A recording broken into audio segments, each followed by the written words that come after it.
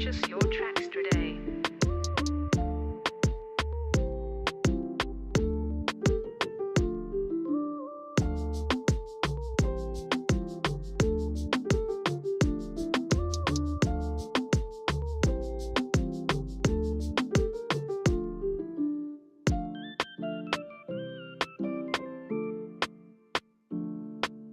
Busy record, baby.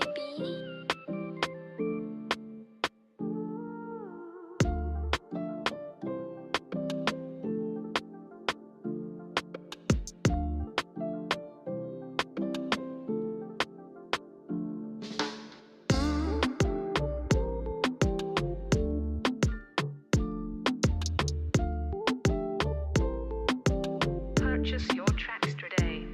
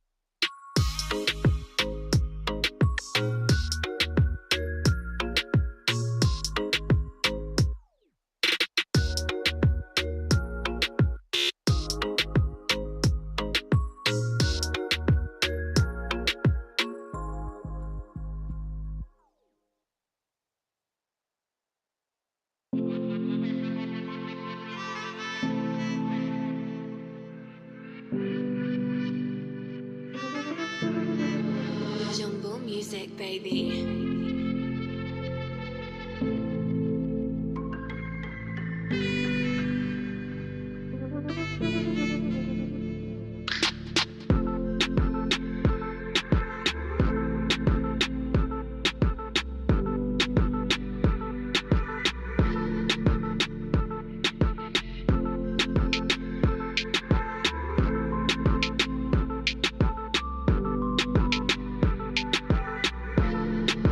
Jungle music, baby.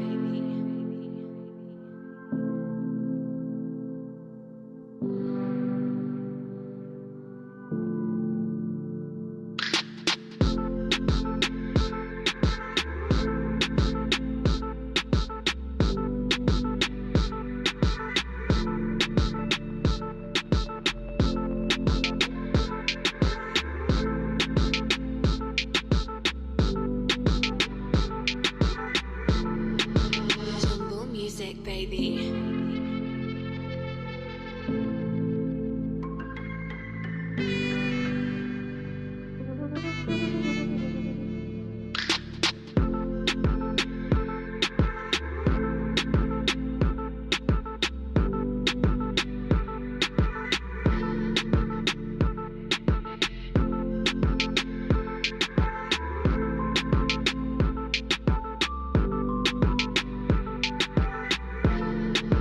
Jungle music, baby.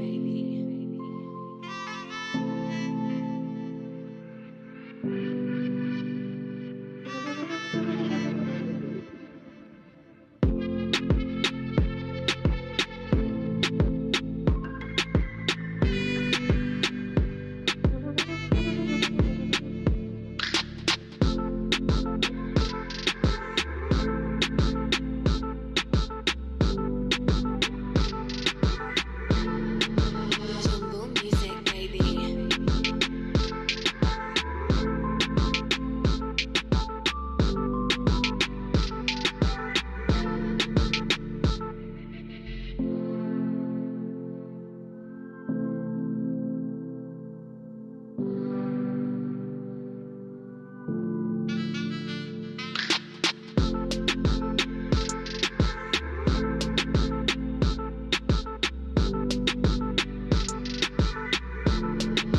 Jungle music, baby.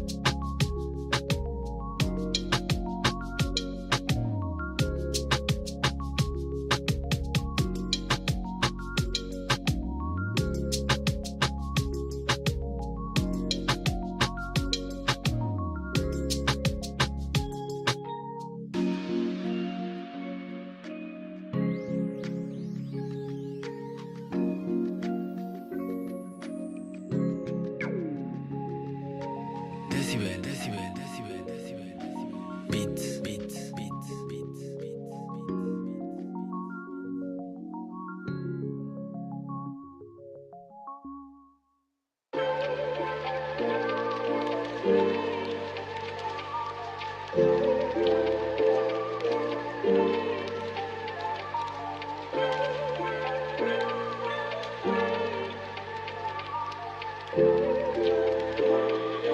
Antian on the beat.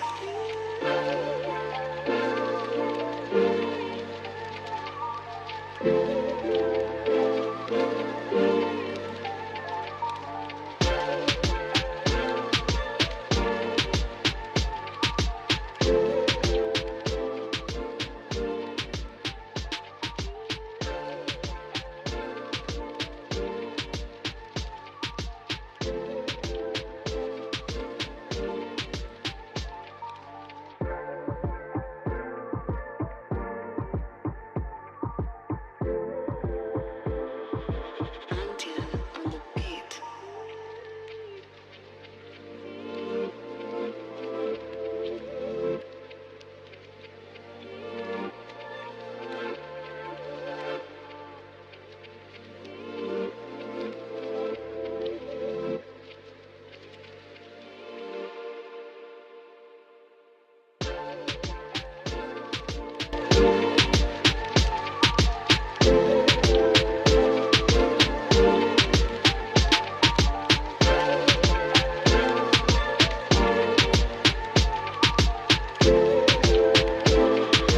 Antian on the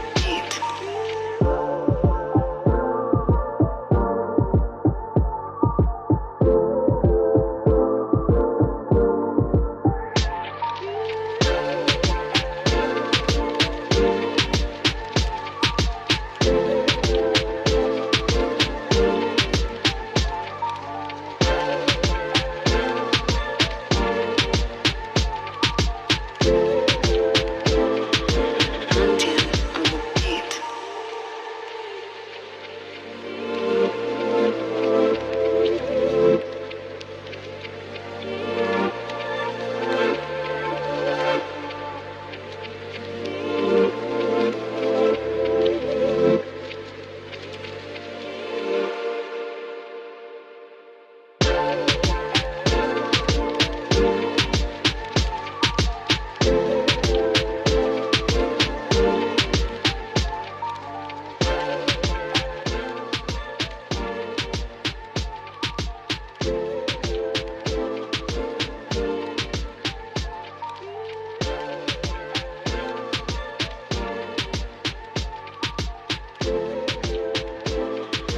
Antian on the beat. Hey everybody that's on stream right now, I want to let y'all know that we'll be starting presentations at 4:30. So please be on standby, grab your popcorn, your food, whatever it may be, and sit down and just relax, listen to some reggaeton, lo-fi music, and yeah, see you soon.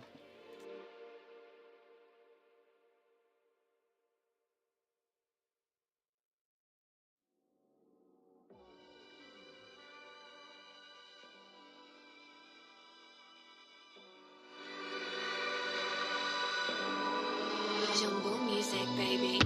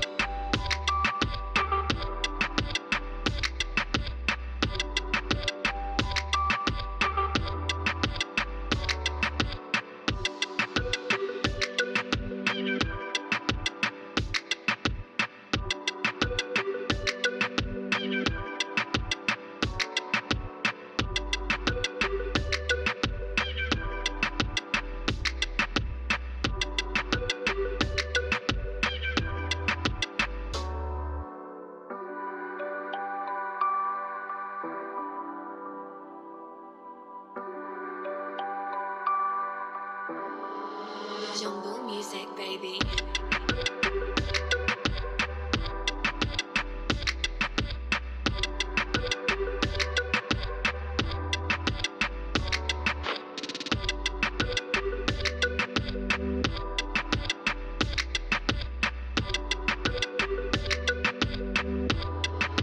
Jungle music, baby.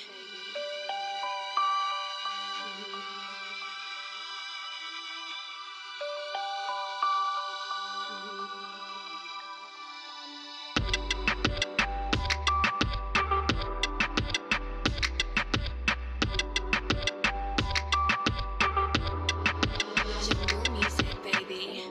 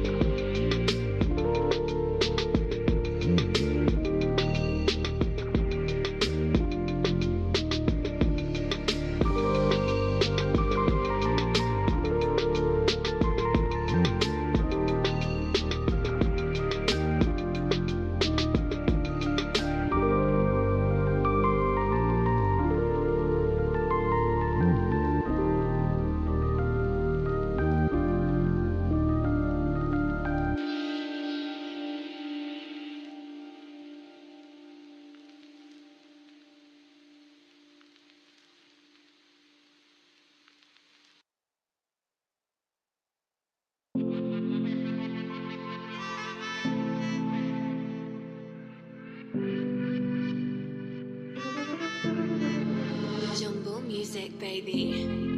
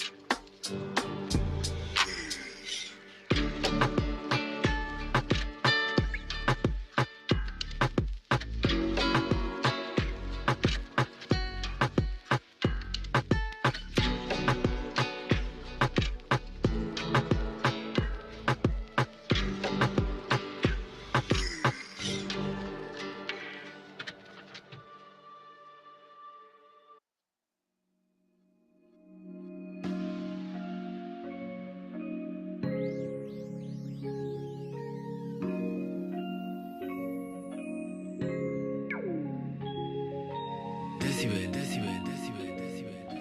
Beats, beats, beats, beats.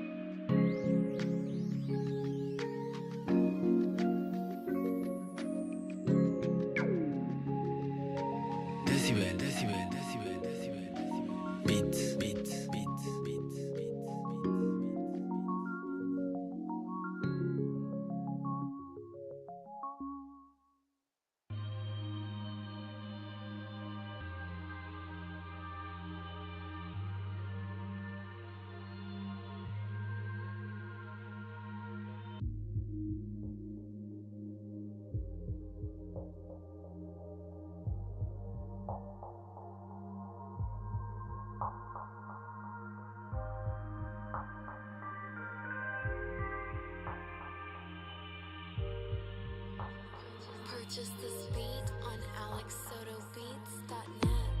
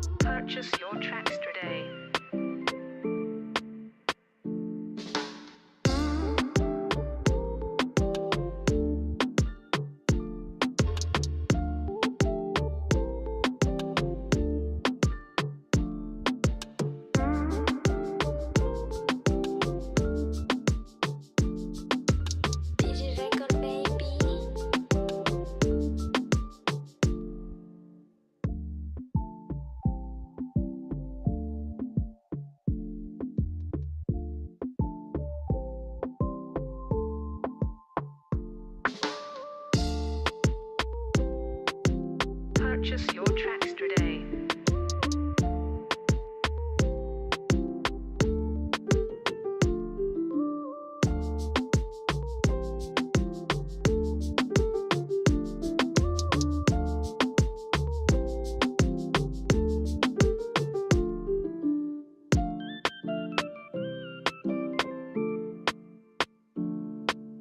Digi record, baby.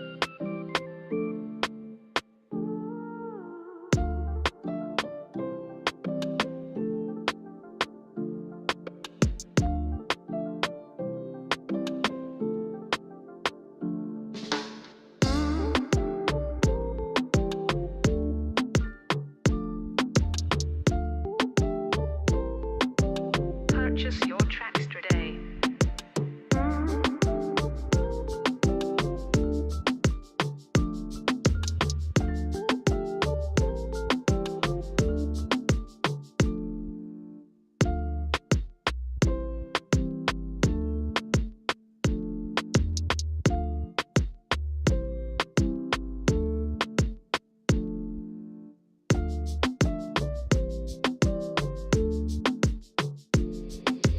Digi record, baby.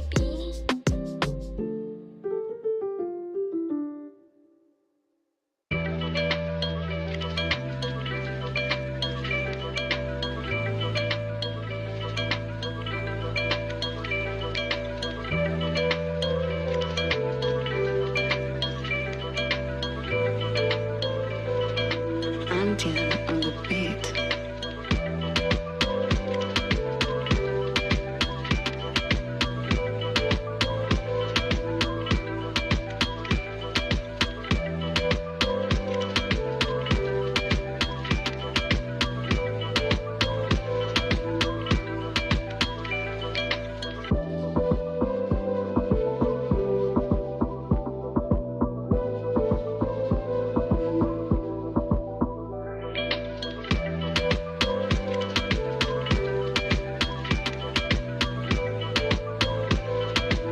Antian on the beat.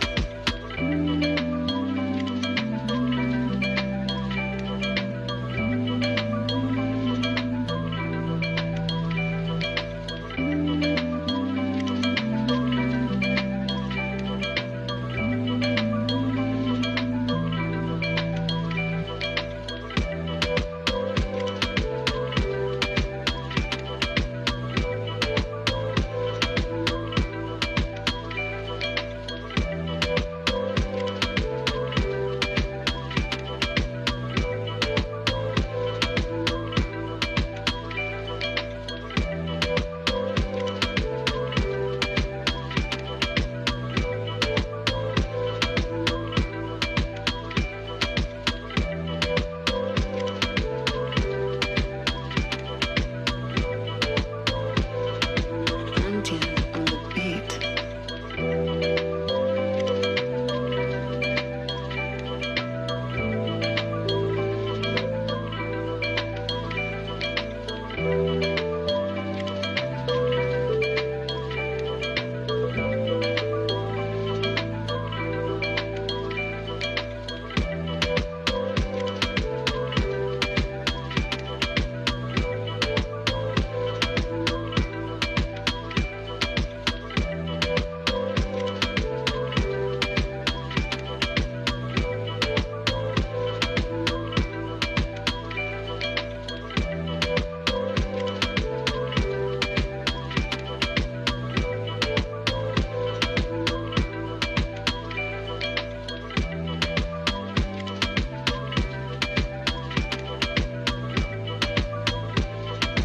Antian on the beat.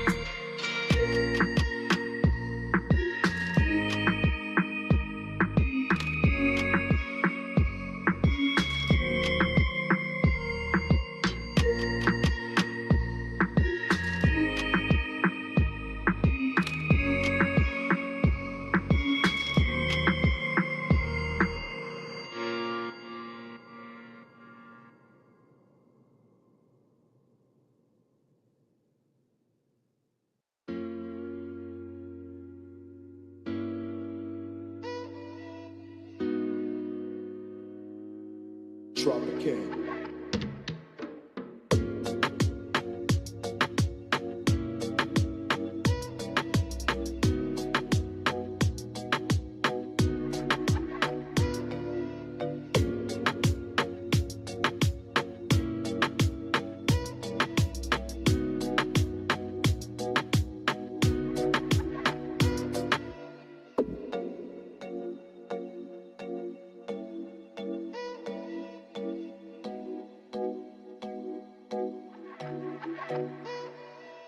Tropicana.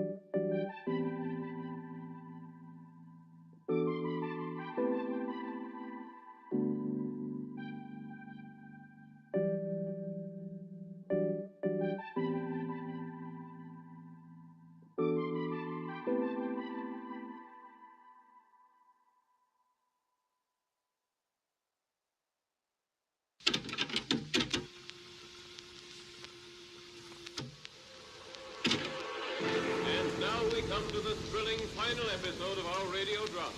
Old Pete Belden, driver of the jitney from Carsonburg to Copper Springs, has a double load today. Pete's ancient bus is carrying the Flying V payroll and the passenger, his niece Betty. Little do Pete and Betty suspect as they tug over the desert wasteland that just around the next curve, Shifty Sam Hicks and his henchmen lie in wait. Got a band of rustlers operating in the neighborhood. Oh, pooh. You don't seem very scared, carrying the payroll in every month. But you better stick close to home. All right, Uncle, don't worry. Now, how's the news?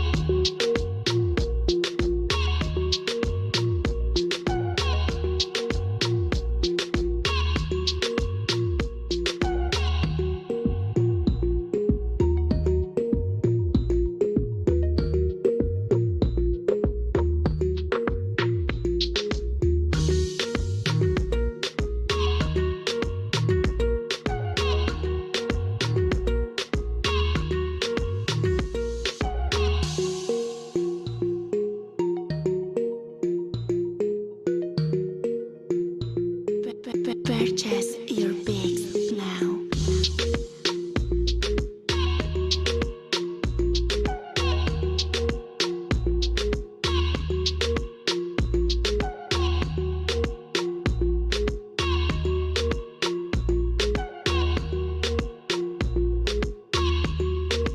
Ibsen Producer.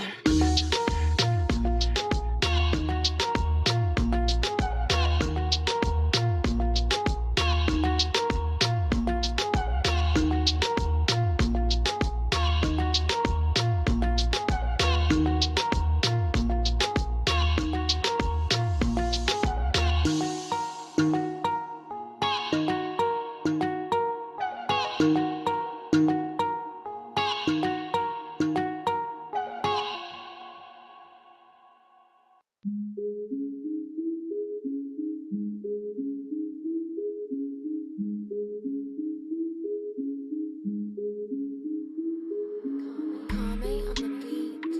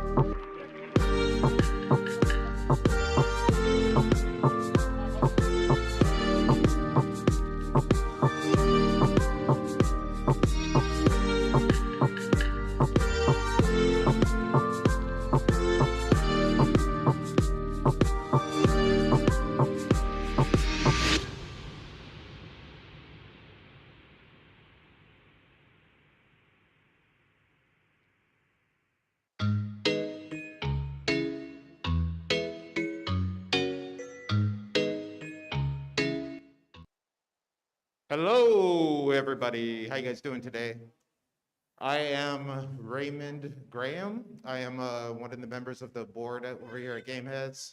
I'm also the director of platform graphics over at Unity. I just want to welcome you all here to the 8th annual GameHeads showcase. I hope you guys had a chance to check out some of the games, and the students have been working really hard over the summer. And hope you guys have a good time. Listen to what the kids have to say and see the process that they went through to make these games. So I'm really proud of the work they've done.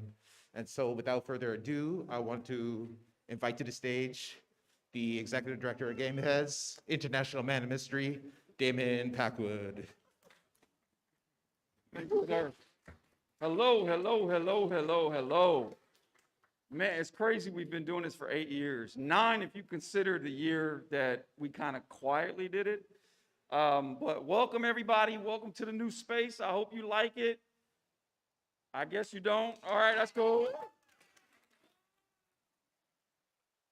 I just want everybody to, like, if you've ever seen our old space, just close your eyes and imagine it for a second, and we can all have a laugh. But yeah, we're really excited this year. We're doing way more than we've done in the past. I'm not going to spend that much time talking because this is all about the students, and we're all here to see them present and look at their amazing games and their amazing experiences. And this year we have more than just games, but we'll get into that a little bit later. First, we're going to call up our first group. Who is our first group? Brandon. Hey. So look, let me say, you have to be 15 to get into the program. He lied. He was 14. When he got into the program, he lied. And I've been dealing with him ever since. He just graduated from college. How old are you now? 22. He's 22 years old. That's how long I've been dealing with him. Somebody need to start paying me to deal with him. All right. Love you too, David. All right, all right.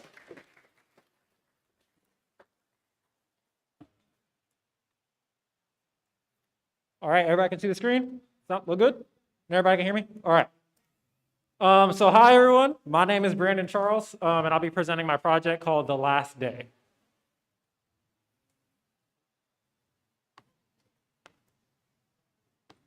Got some technical difficulties. There we go. So, meet the team. It's me.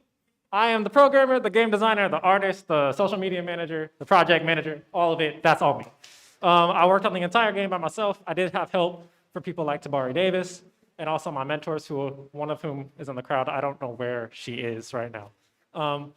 But I was the only person who worked on the game. And so the question that I came into this summer with was, how do we make a fun top-down shooter that makes the player feel like they're surviving in the zombie apocalypse? So if you watch a lot of zombie movies, you'll see there's typically a lot of different characters who are surviving against a lot of zombies. I just wanted one character. So how do you make that work, right?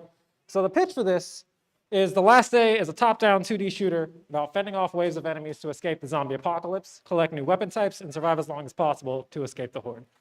All right, but what does that actually look like? Well, to make the game, I had to look at inspiration. And so I looked at 2 games mainly, Android Assault Cactus and 10 Miles to Safety. And so Android Assault Cactus, I don't know how many of you have actually played that game, but they do a very good job with how they handle hordes. A lot of enemies come at you at once. You have different types of weapons to be able to manage all of those types of enemies.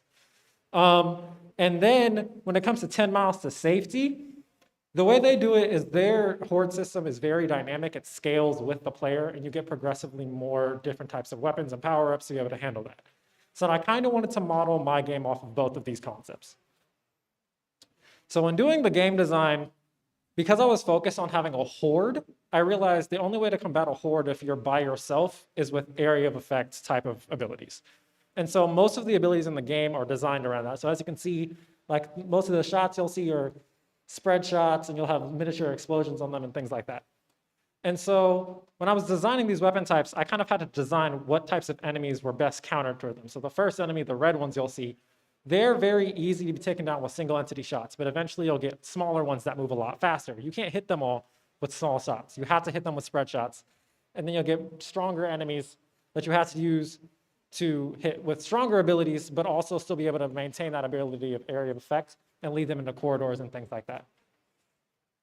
When this comes to programming, I had to do pathfinding for a lot of it, which pathfinding is very difficult. For a lot of this, I had a bunch of bugs that I had to work out, but eventually it ended up working.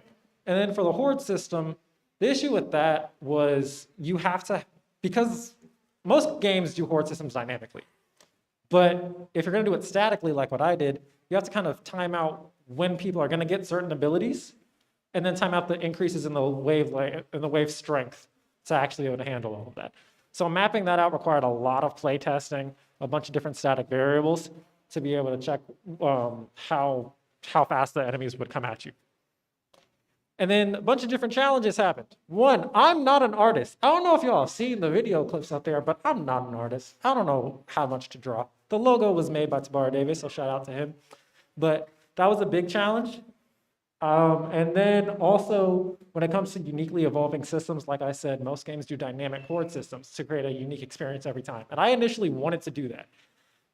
The issue was finding out how that works and then doing that in a certain amount of time just wasn't realistically possible. And then also being able to have different types of game mechanics, like having different rooms on the map that you can kind of affect and seal off different areas, requires dynamic path making that wasn't realistically possible just in time frame stuff. And a lot of that also required managing my workload. I'm the only person on the team. I have to do the art. I have to make all the presentations. I have to do all the programming. I have to do all the game design. I have to write the narrative for everything. It was a lot of work, and I had no one to split it with. So managing my workload became really, really critical, because otherwise I would just get overwhelmed and I wouldn't get anything done. So I hope you all enjoyed. The booth is over there in the corner, right next to the sun.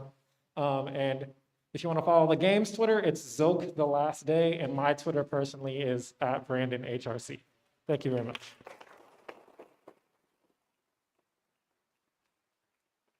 All right. Let's keep it moving. Coming up on stage, I'm so proud of this group. They were about to give up on us. And then finally, the light bulb went off and they came up with this really clever idea. I want to introduce Team what? Team Ursa. There you go.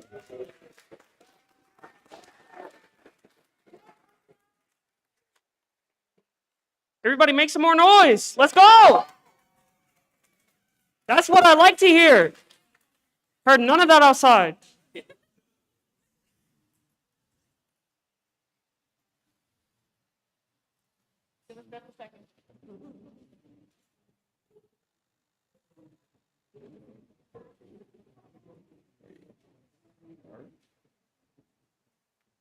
And then we just go share. Yep. All you gotta do is Oh, we didn't share yet. okay. Yep. There you go. Share tab. Bruh. Okay, there we go. All right, there you go. My name is Brock. I am the game designer. Hi, my name is Ty. I am the narrative and sound designer. Hello, my name is Christian. I am the artist and sound designer. Hi, my name is Bruce. I'm one of the programmers. We have Melissa, Noah, and Zamira. They're not here today because they're online, but they also played a huge part in our game. Next slide.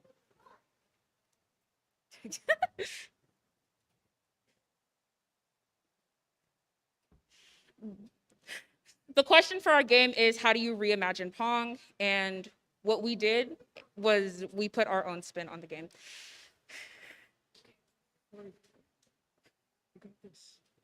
The story behind our game centers around a wizard and a thief battling to see who is skilled enough to be the master of elements.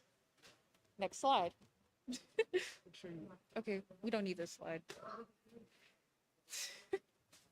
For the game design of our game, it surrounds around this flow of the different elements at your disposal. Each of them affect the game differently, it allows the game to go much more fast-paced than normal Pong. You have the fire element, which changes the flow of the game, only allowing the use of air and earth paddle. You have the air paddle, it shoots the ball forward without it bouncing around. You have the water paddle, It makes the paddle move faster and slows down the paddles and slows down the ball. And then you have the earth paddle.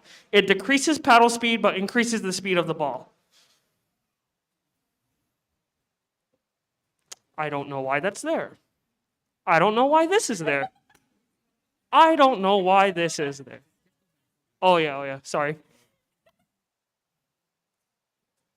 Yeah, there's nothing here. Something went wrong with the slides. But to begin with the programming, we have changed a lot. At the beginning was just a simple Pong game. Didn't really had anything. Then we started working on it with my other programmer. We expanded it. There was a lot of bugs, problems. It was kind of hard, but at the end we did make a good game. So that's important. As you see here, these are the different elements for the game. Like me, I am the wizard and Ty is the thief. So you'll use these elements in the game to fight each other and see like who's the better wizard or thief. Next slide, please.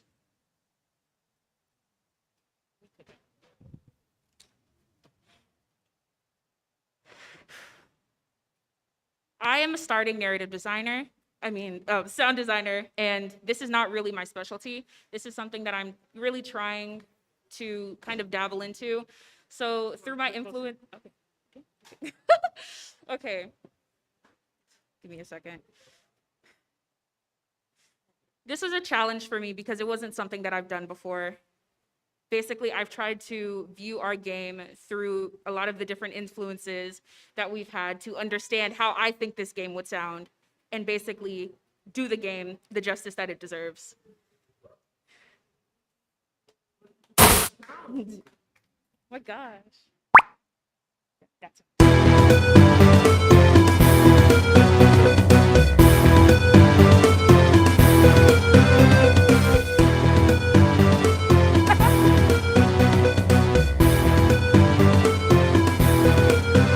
We like to have fun at Team Ursa, yeah.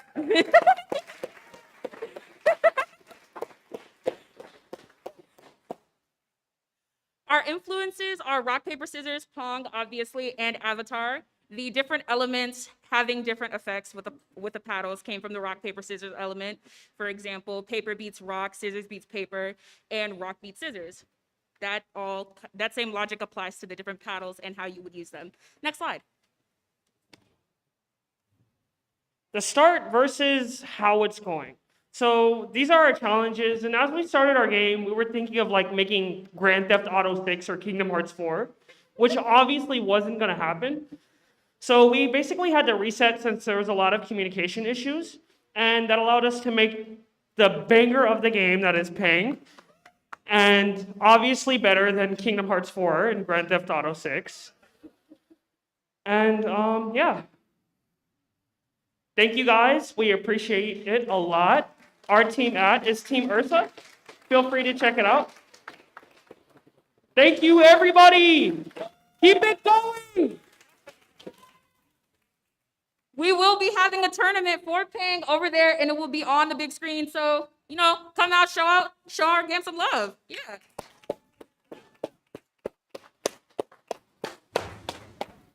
All right, Ping tournament in this corner. Not Pong, Pang. All right, next up, Aftermath. Let's go. Where they at? Team Aftermath. Give it up for Team Aftermath, everybody.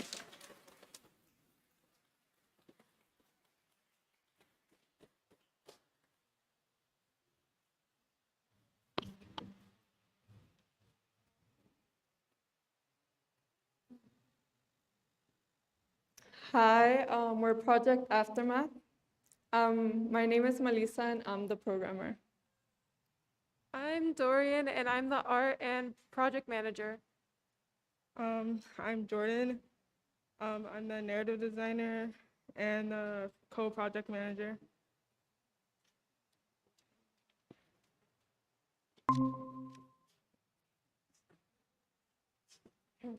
Introducing our elevator pitch, our game is about a mother and daughter trying to rekindle their relationship after a fight. This is a narrative side-scrolling game trying to find objects in your environment. This is some of the artwork I have worked on over the summer. This includes both backgrounds, logo, and the characters, Amani and Aaron. Some art inspiration comes from the games Shut In and House on itch.io. We had a lot of challenges this summer. There were a lot of issues that we didn't get to, there were a lot of ideas that we didn't get to implement. The game is a lot shorter than expected, but we also learned a lot in the process. We were able to experience game development and still put something together that we are proud of.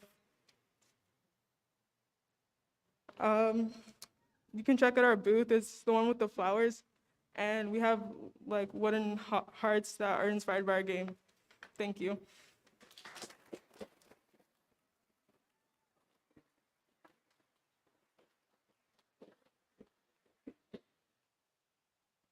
All right, give it up for Team Aftermath again. Good job, good job. Next up is, what's the team name? What, Glow? What's the team name? Come on, Glow, Glow team. Where's Glow? Where's Team Glow? What's the team name though? That's not the team name. Team Craft, that's right. Okay, next up is Team Craft. Give it up.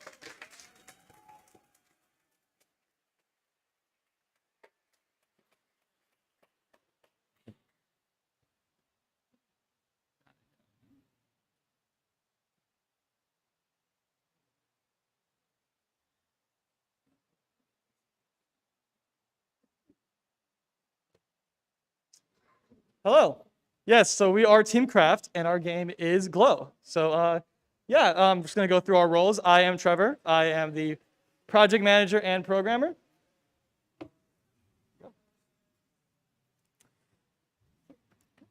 I'm Aliana. I'm the artist/animator. Hi, I'm Kat. I'm the UX UI designer and also the PM assistant. I'm Ryan, and I'm the programmer.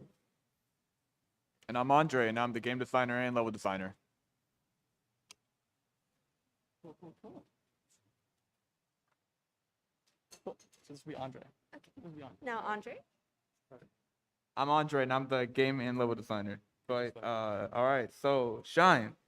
Shine is our main mechanic and one of the two words that we want to base our entire game around. Shine and obviously Glow was the other one. And Shine is essentially a both inward and outward mechanic, or absorb and release. So the main question that we wanted to focus on as a team was, how does this concept of Shine can be seen as being either positive or negative? And the genres that we focused on were fantasy top-down, dungeon crawling, and roguelikes like Hades and dungeon crawlers like that, like Zelda. For the story of our game, our character is a young high school woman who's living in a fantasy world called Sinistrata. She is basically battling through everyday challenges, and in the end, she collects resilience items that just basically help her move forward.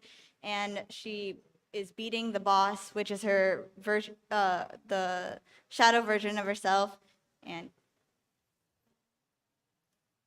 Yeah, so learning outcomes and responsibilities of each of our roles, since I was doing project management, they involved basically managing the workload and the time schedules of every person, making sure that we had a strict schedule of what things need to get done and when, and also just mentoring and advising them through the process, since this is their first game, so wanted to mentor and make sure that everything went smoothly.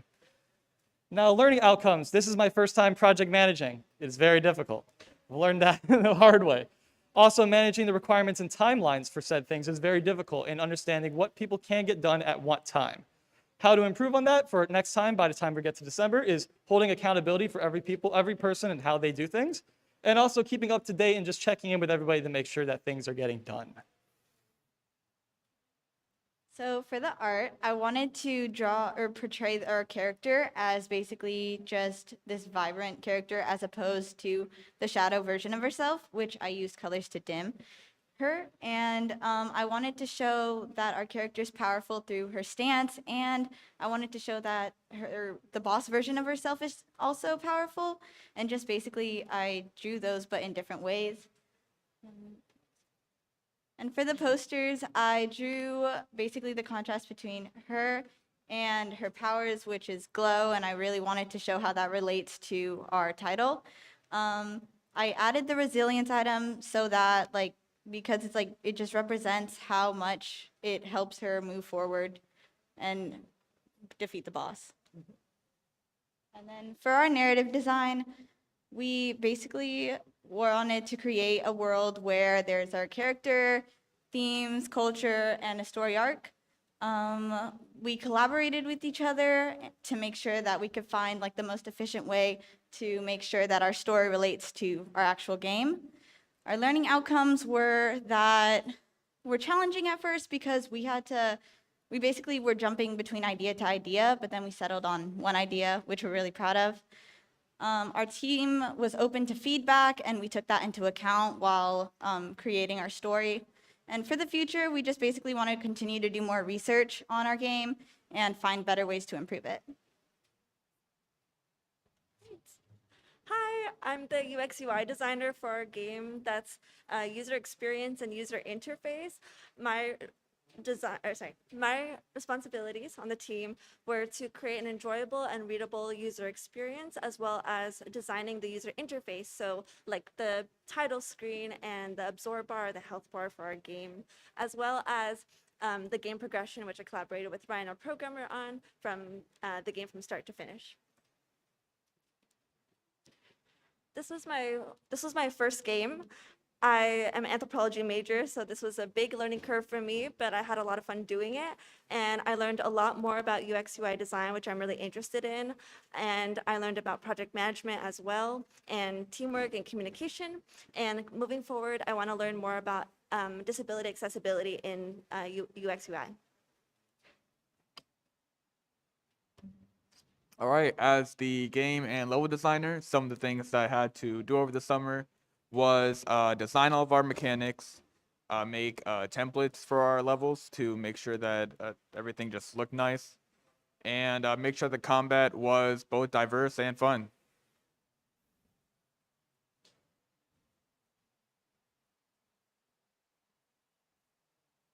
All right, so as a programmer, I felt like I had a lot of responsibilities this summer. I had to make sure a lot of the things functioned well. You know, if you click a button, you want something to happen. So I had to make sure that was all good.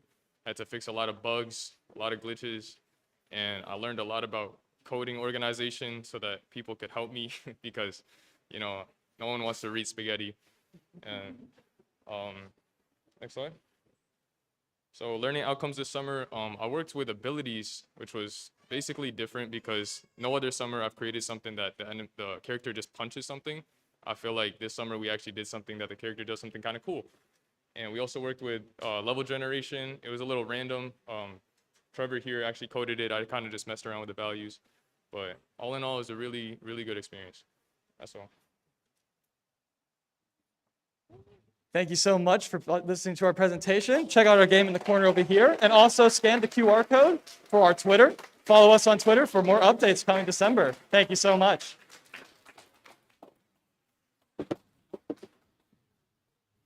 All right, give it up for Team Craft.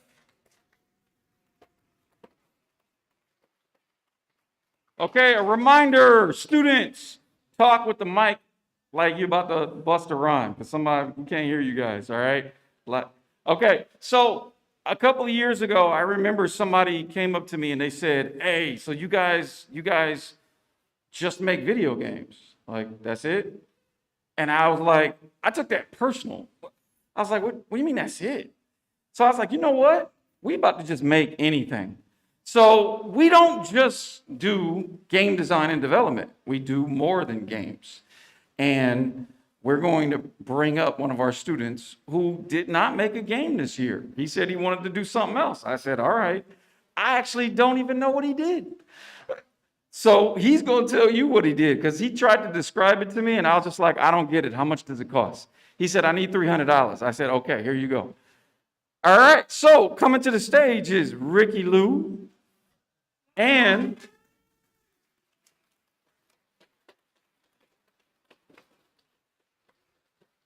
because we don't know what he did this summer, Zorm's going to interview him so we can figure out, in layman's term, what he built. Because Ricky is a walking brain, and we don't understand half the things he tells us sometimes. All right, let's get up for Ricky. My name is Zor Mercado. I'm irrelevant. We're gonna talk about what Ricky did or didn't do this summer. All right.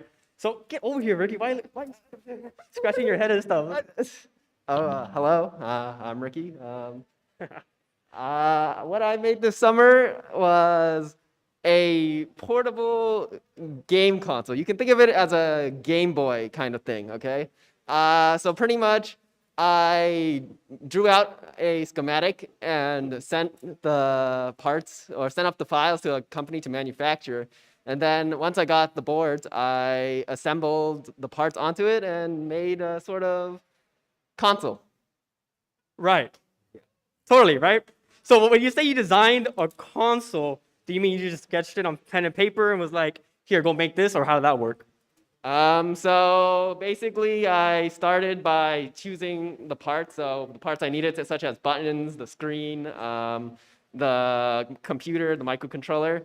And then once I chose all the parts, I used the software to connect them electrically in a circuit.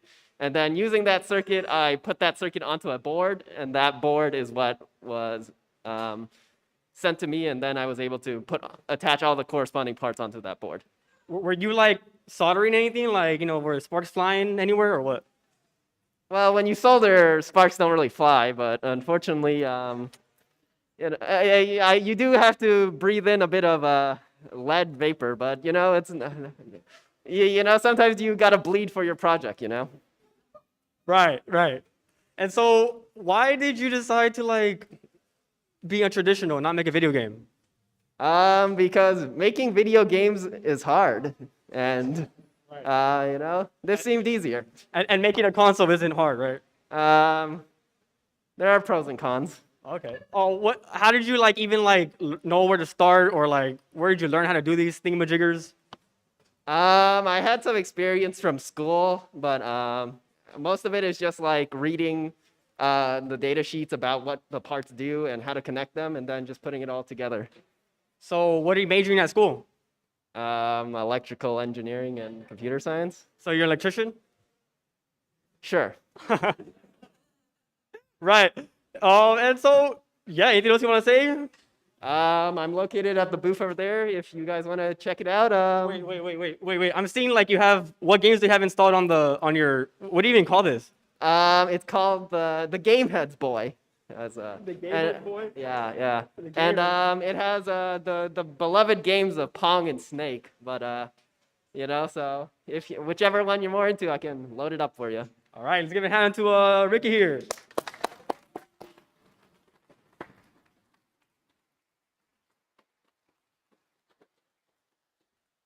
So let me get this straight. Ricky said that building a video game is hard, so he decided to build a video game console. Yeah, a whole Game Heads Game Boy thingy. So that's what he was doing this whole time? From scratch. From scratch? He sent the parts to some strangers and they sent them back. Wow. Okay. All right. Give it up for Ricky.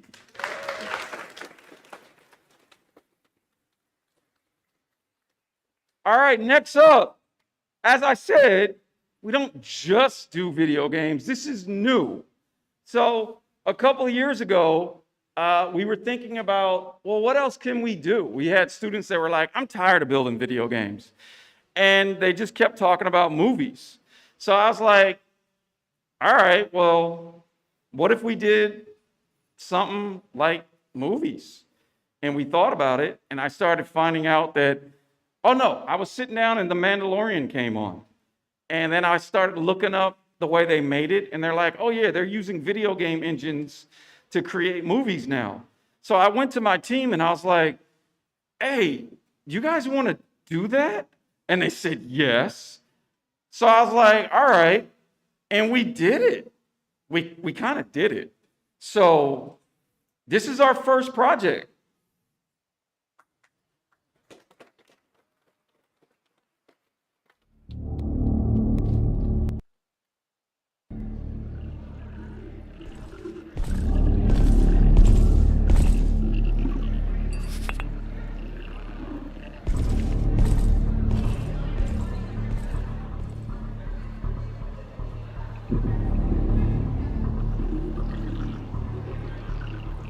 You know, I haven't seen something this bad before. Man, it was just a crash. It wasn't just a crash. There was a trooper out there. A clone? Yeah. We should get the marshal. No. Why? You said you saw a trooper. Keep it down. You don't know who might be listening. Okay, but what else did you see? Doesn't matter.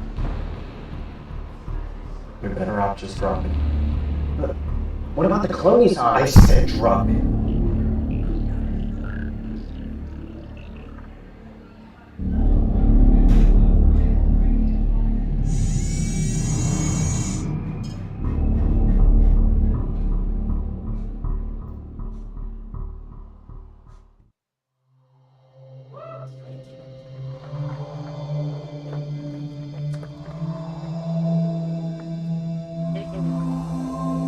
All right, our first ever film team, welcome to the stage. This was written, directed, the visual effects, the acting, the motion capture, all by our students. Oh, this is not our slides. Hold up.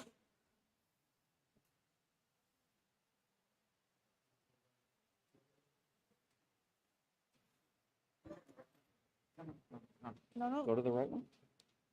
The one that you were just in, and then just share this tab. It's good. You know, I think I would have got it by now.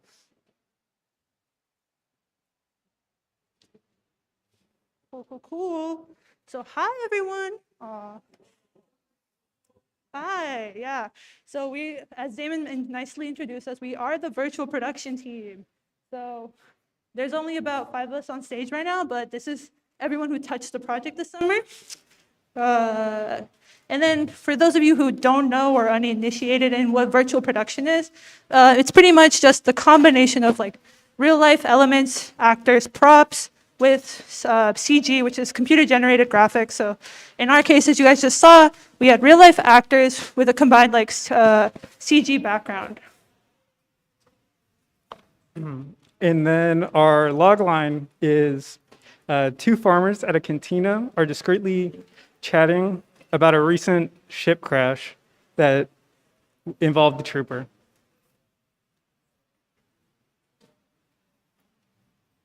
So here's the 3D environment that our lovely 3D artists enjoyed making.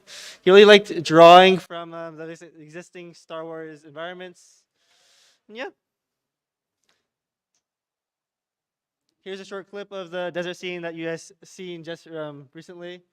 This scene was a bit difficult to create due to the lighting and using like, Quixel and other platforms, but like we persevered and created this.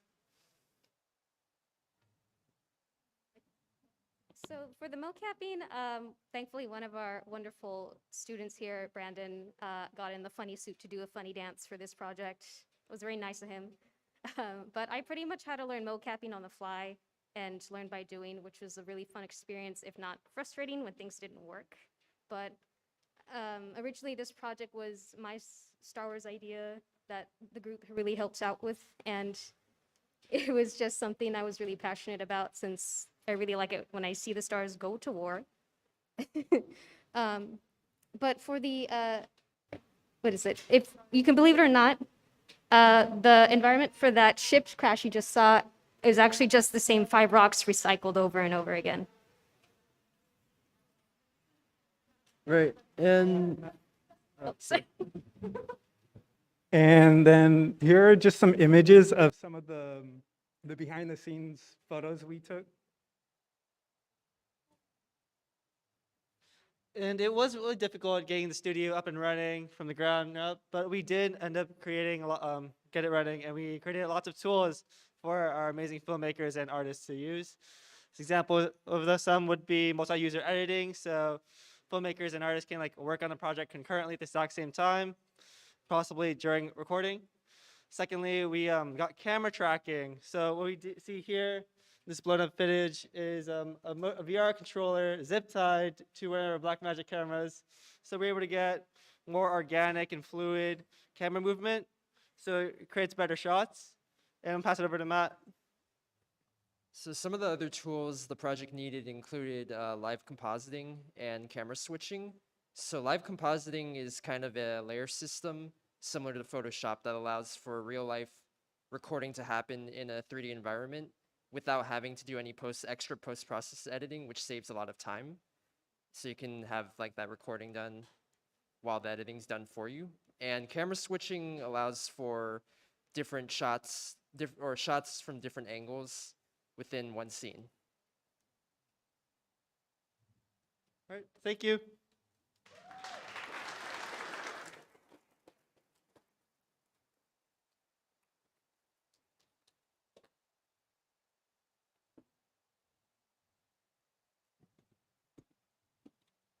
So just to be clear, we barely taught them anything. We basically created the lab and set up all the equipment. They built the studio, they did, and then came up with the concept for a movie, shot it, did the visual effects. So big round of applause. That's probably one of the biggest projects we've ever done. So no, we don't just do video games, all right? Coming up is, oh, okay, well, come on up.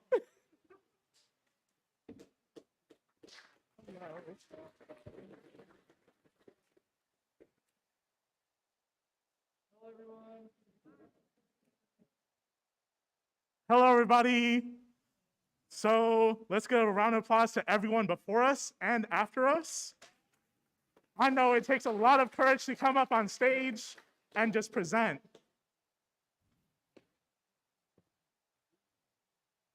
Share this tab on.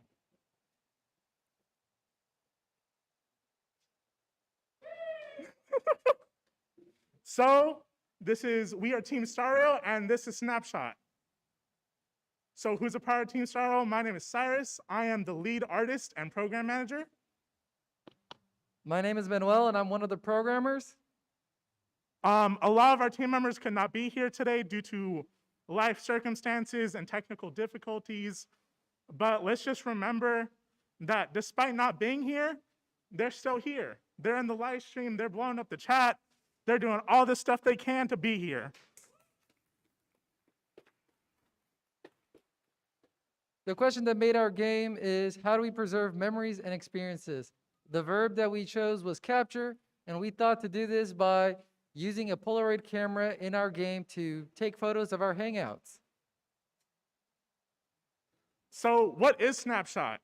Snapshot is a game about you as the player hanging out with different friends, going to different places, and exploring different events and taking pictures of those so you can retain the memories of those hangouts. In the demo, we are hanging out with our friend Aisha, and in the demo, you are actually going to choose a different route, and in those routes, you can choose a different picture that might happen. So what did we want in the beginning? Originally, we wanted to showcase all 6 characters and show all their distinct personalities throughout different hangouts. But due to like technical problems and not enough time, we decided to shortcut that down to just one character. But we were still able to pull it off and make a full game. During the production of their game, we struggled with getting the game started. We had a very slow start actually creating the game, and our sound designer ended up leaving due to personal problems. We also struggled with creating the story. The script wasn't coming in, and this greatly halted our production. So what did we learn as a team, or what did we learn by ourselves? Communicating on things is very important in the job anywhere, really. Because if you don't communicate, you don't know what's going on. Making sure to plan to each other's strengths. It's important to plan and to know what your teammate is good at. Because if you don't, you might mess up and give them something they're not ready to handle. Making sure to take breaks. Taking breaks is good. If you don't, you burn out. If you burn out, your game suffers. And finally, just GitHub in general is confusing. This is what we struggled individually. For me, I struggled with the Unity game engine. It was my first time using the engine, and I learned how to code in C# while actually programming the game. As for me, I had a severe lack of motivation at one time. I had so much art I had worked on that never made it into the game. And I felt so discouraged because when you make art, you want to showcase it. You want to show, this is something I worked on, but I wasn't able to. So that gave me art block, and I wasn't able to make art for some time. But I got through it, and we were able to make the game. Next steps for the fall, tackling saving and loading so you can actually save the game and load it up. Adding more photo opportunities. You're gonna be able to take more photos. Being able to move the photos along the wall. And finally, if we're able to, getting the next character in the game. This is our social media. Please follow us on Twitter at snap_shotgame. I'll be posting updates as well as character art. And finally, thank you for listening.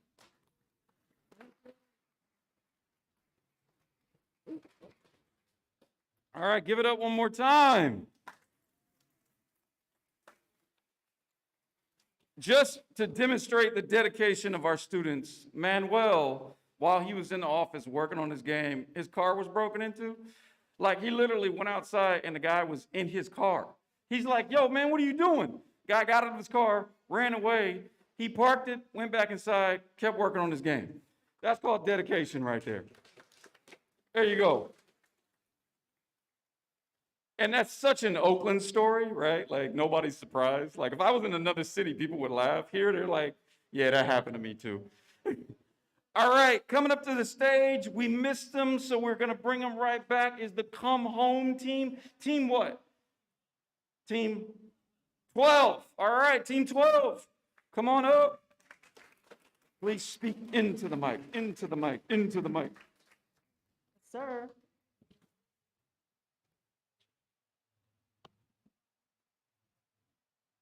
Don't press the stop sharing button. Okay. You did? All right. Hey, this is Project Come Home, Dream Team 12. So I'm Raina. I'm the project manager, artist, and animator.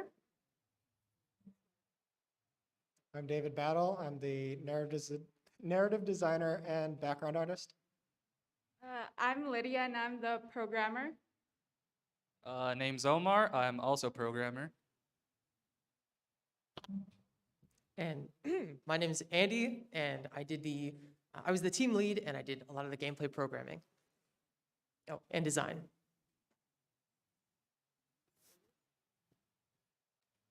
Okay, so our question to explore is, how do you explain a character's story through a dreamscape environment with puzzles?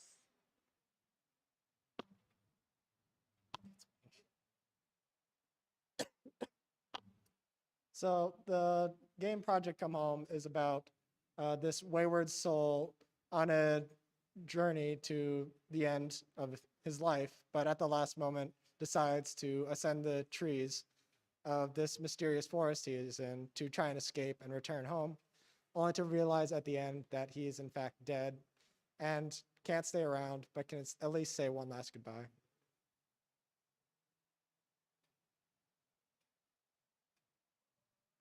Yeah, he just spoiled the whole game, but please come play it anyway.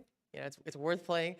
So we have a lot of mechanics. We were inspired by platformers of our similar genre. So we have the wall jump, the jumps, the jump kill, and then we added rope climbing and grabbing and throwing objects. And so we centered a lot of puzzles in the level design as a result of that. Here's some of the art that's been implemented in the game. Not all of it has been added, but yeah, here's just like a bunch of things like such as the enemies, the character animations for the walking, jumping, and idle. We also have the hand idle also just there, but we have to add it at some point.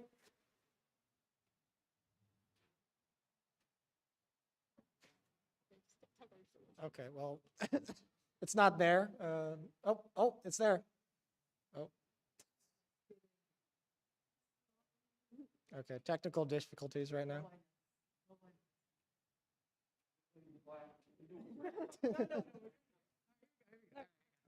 All right.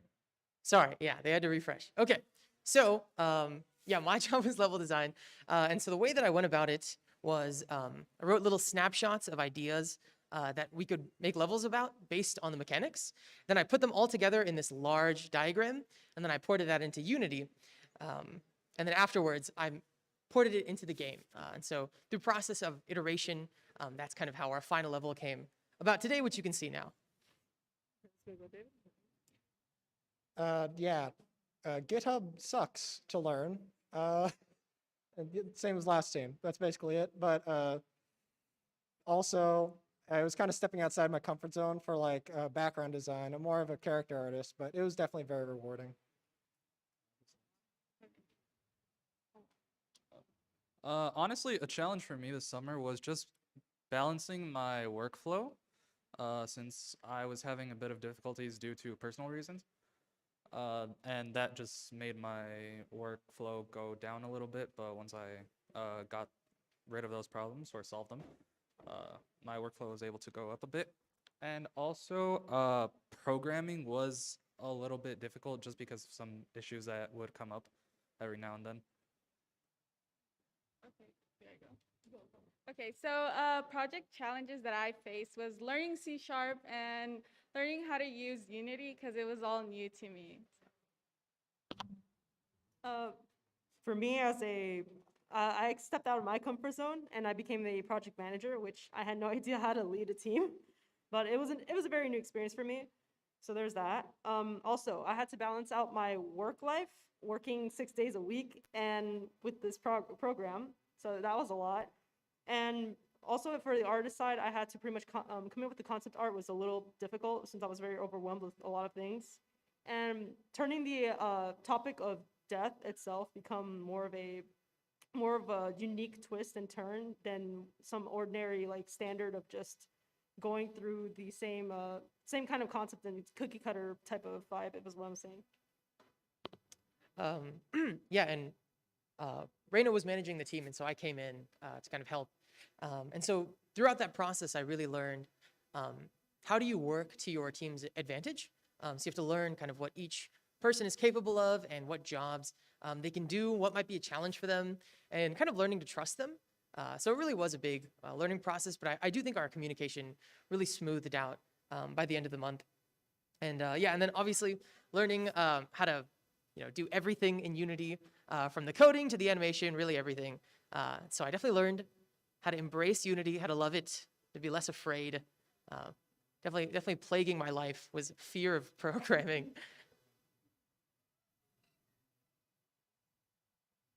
Okay, so what we learned, communication is key.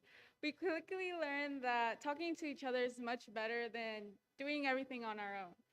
Team check-ins and team schedules, that was also very important, figuring out where everyone was and if everyone's gonna make up their sprints. Making sure every day counts, even if it was just a little bit of progress, everything does count for our final product. Yeah, and that was, we really struggled originally with motivation for the game. That we had it and we were like, man, like, do we really want to keep working on this? And I think it was at the point of, they were like, hey, you know what? Your game's gonna get scrapped if you don't pull it together. And so we implemented some of David's beautiful art. And that was really the moment that we saw everything come to life. These little ideas that we had, it was finally in front of us. So that was really an exciting part of the journey where we were like, all right, we're coming back, we're gonna finish this. So it's very exciting.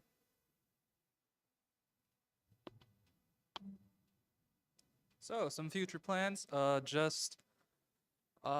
me see. So adding in more levels, just based on our narrative standpoint, as well as making sure that the narrative is actually depicted in our game, and also making sure that the controller inputs are functional.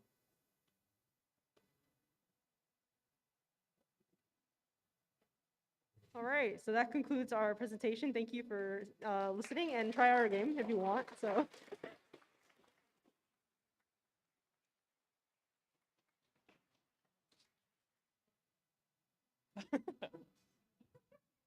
No, you come first. Y'all didn't want to leave the stage.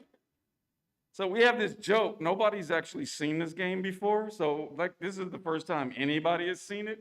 We're just like, nobody's seen this game. I think they finished it like yesterday or something like that. And it looks amazing. Anyway, next up is Team Liftoff. Team Liftoff. All right, coming to the stage is Team Liftoff. All right, I'm gonna remind you guys again, like if the mic is not touching your mask, nobody can hear you. Okay, just let it touch the mask. It's okay. Here, try it. Do it. No, Eat they the can't mic. hear you. They can't hear you. You've got to touch your mask. Do it. There eat, you go. Eat the mic. Just do it.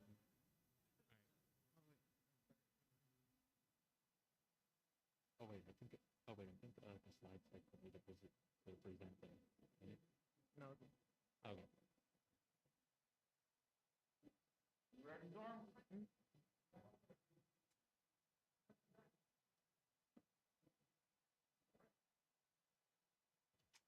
Hello, thank you for coming. This is Team Liftoff. We created the project known as Selva. Yep. Maluko, he was one of the online members. He was our project manager and game designer. Rihanna was a narrative designer. She worked on the story and a lot of the background for the game. Hi, I am Saman, and I am the artist slash animator of the game and the sound designer one. Oh, my bad. Shit. My name's William. I made a lot of the art for the game, such as the background art and the sound as well. Hello, everybody. My name is Xavier. I'm the programmer. So our game aimed to answer the question, how does altruism connect to the development of oneself and the community? In other words, what does it mean to show altruism? What is kindness?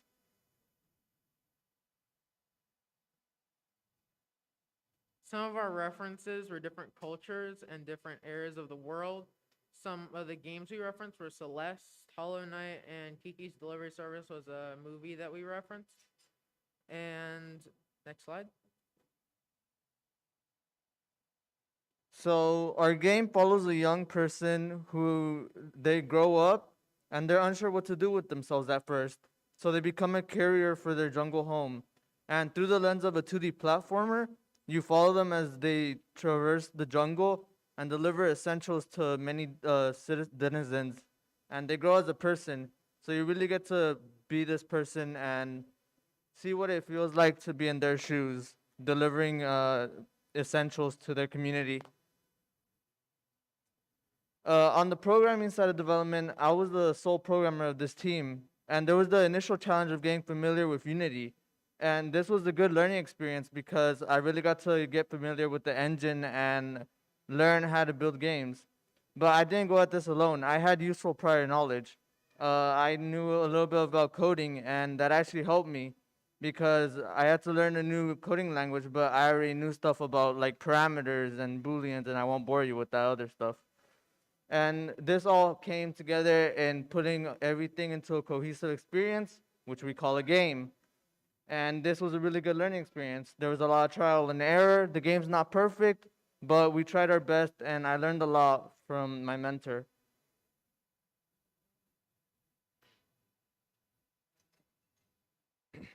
So our narrative design process was trying to make a story behind self-discovery while inserting the player into the character's perspective. What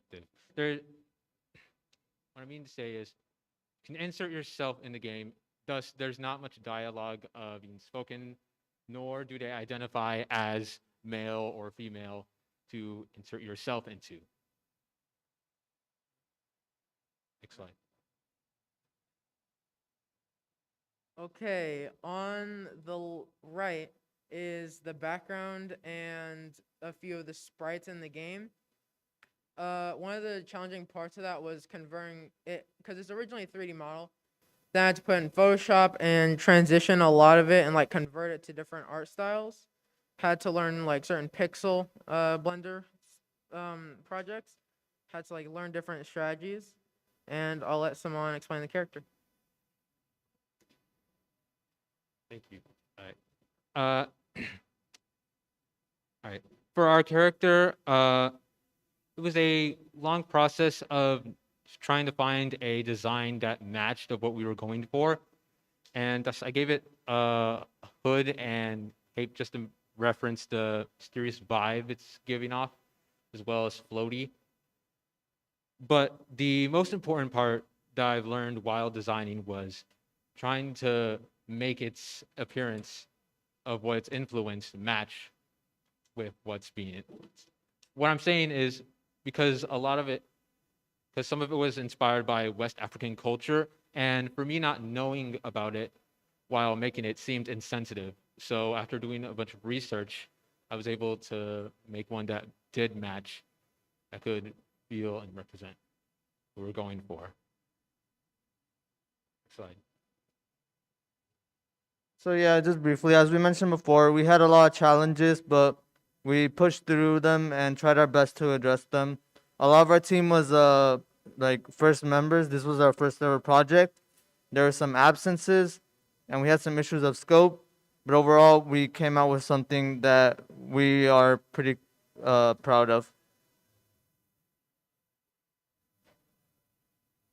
And as for our future goals, we are wanting to expand more of what our game strives to be by adding additional levels to further expand and progress through and learn more, as well as polishing sprites, because the ones that are being used aren't really made by me, because due to some difficulties with exporting and time management, they didn't manage to get into this cut.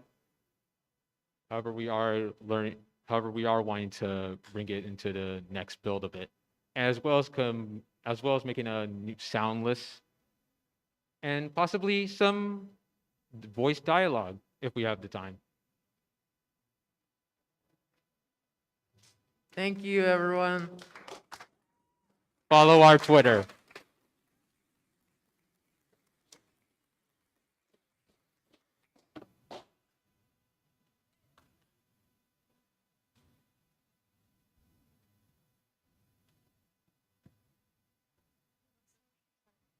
Okay, we'd like to give a big thank you to our mentors, and it's gonna be our thank you.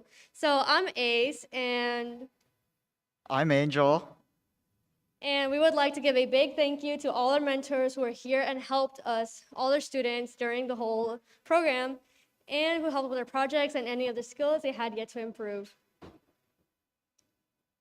Also, we'd like to give a small thank you gift to our mentors online and in person for supporting us throughout the summer. Thank you and enjoy the showcase. Thank you.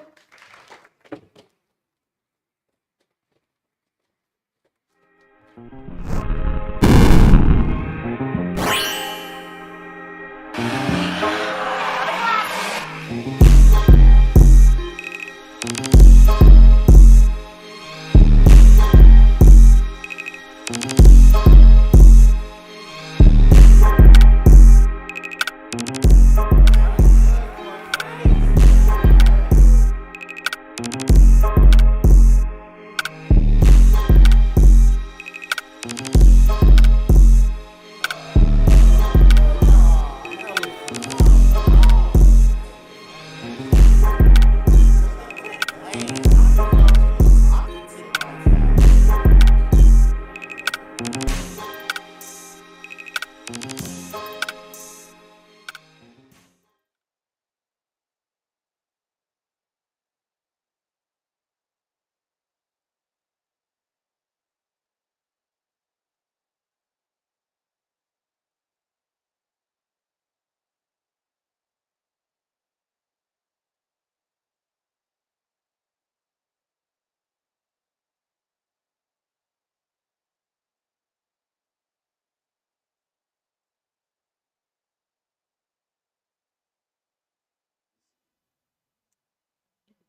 Oh, crap. Hello, so I had multiple roles in this project. I like to just simply say I was a project manager. Hi, I'm Zelda. I'm the main character artist. I'm Jonathan, the sound designer. I'm Adam, the game designer. I'm Daria, the technical artist and programmer. I'm Wilson, and I'm the lead programmer. Hello, everybody. I'm Jelana. I'm the enemy concept artist and animator. Now, the question we wanted to explore for our game was, how do we showcase the effects therapy has on an individual? So as we were developing our game, we wanted to make sure that we were able to grasp the mind of someone who thinks negatively about themselves, capture the overwhelming nature that is life, and ultimately show that therapy changes our perception of not only the world, but more importantly, ourselves. We had two main inspirations for our game, Space Invaders and Tetris Effect. Space Invaders inspired the genre gameplay. It's a classic game anyone can get into, as well as being a good framework to weave in our own themes and metaphors inspired by our own experiences with therapy. Tetris Effect inspired the visual aspects of the game, depicting the progress the player makes by changing the background from dark and gloomy to more vivid and bright. Our game is heavily inspired from our own personal experiences, and we hope to show that today through our cutscene and our main dialogue to showcase our main character, Ruby Jimenez, and her journey of confronting the issues within her subconscious. So what's important to know about our game is that, yeah, like Zelda just mentioned, our main character is Ruby. She's in a therapy office. This is her first time ever taking therapy. So understandably, she's pretty anxious. When she's told to close her eyes, she's actually chose to confront some of these inside thoughts that she's had about herself. Somehow like the regret that she's had about her past, her self-image and how she portrays herself, and other problems that she's confronting, right? These are manifested enemies put into emotions and stuff like that. So in terms of our game mechanics, some things that your therapist will obviously tell you is that you need to reflect upon yourself, and instead of thinking negatively, you should think about yourself more positively. Another thing that you're being told is that you need to breathe, relax, inhale, exhale, and finally, that when you play our game, one of the ideal things we want you to understand is that you're going from negative to positive.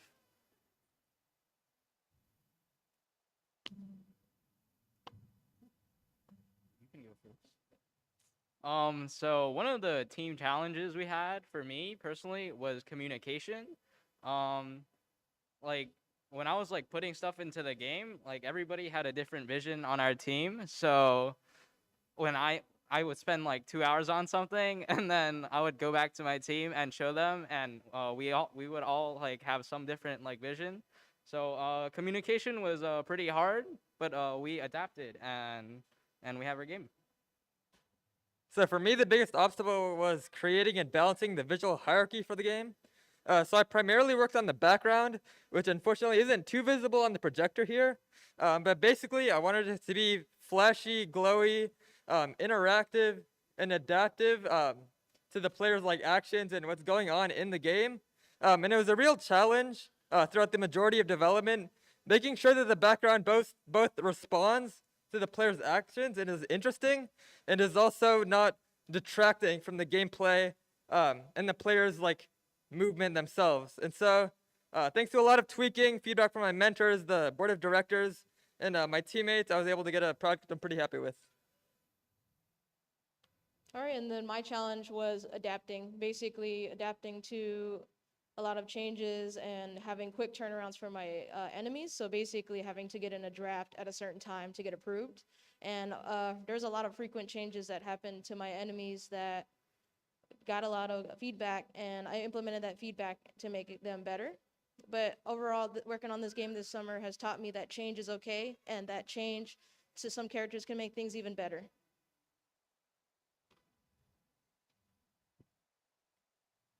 In conclusion, our game is a mix of Space Invaders and Tetris Effect, but in a therapy session. Thank you very much for your time. Please stop by our booth back there to get a sticker and take a picture with our demon cutout, which is right here. Muchas gracias por venir. Estamos locados allá atrás. Por favor, vengan para agarrar una calcomanía y tomarse una foto con nuestro demonio allá. Gracias.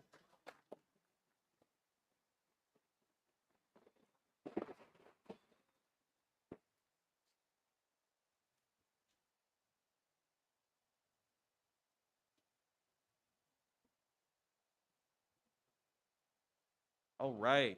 So real quick, this team has been working very, very, very hard on this game. You know, I'm gonna take a special second to shout out Zelda, because Zelda was coming in like dang near every single day to work on that poster art that you see right there. A lot of the cardboard that she's been working on and stuff. So that's like real dedication for sure. She's really been coming in. So congratulations. That was awesome. And so mentors, for those of y'all that are listening, there's just a reminder that your gifts will be in the shop located here in the 641 building. And so, excuse me. And so if you want to come and pick them up, they will be in the shop area. All right, cool. So let's go ahead and keep it moving. Next up, we have, let's see, actually, guys, Alebrije. There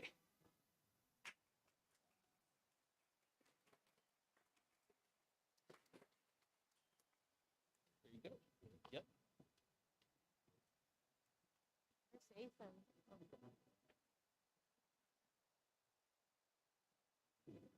Ready?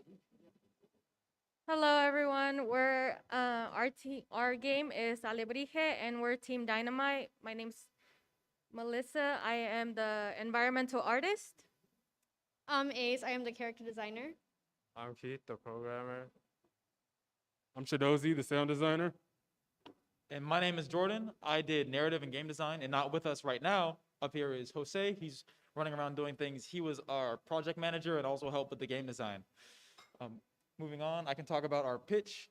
Alebrije is an airy 2D platformer that explores the preservation of life and the value of death through often underrepresented Aztec mythology, although it's set in a multi-religious imagining of the underworld and the afterlife, which you're defending against the greed of people coming in lured by immortality. So you have to preserve your ecosystem against those people.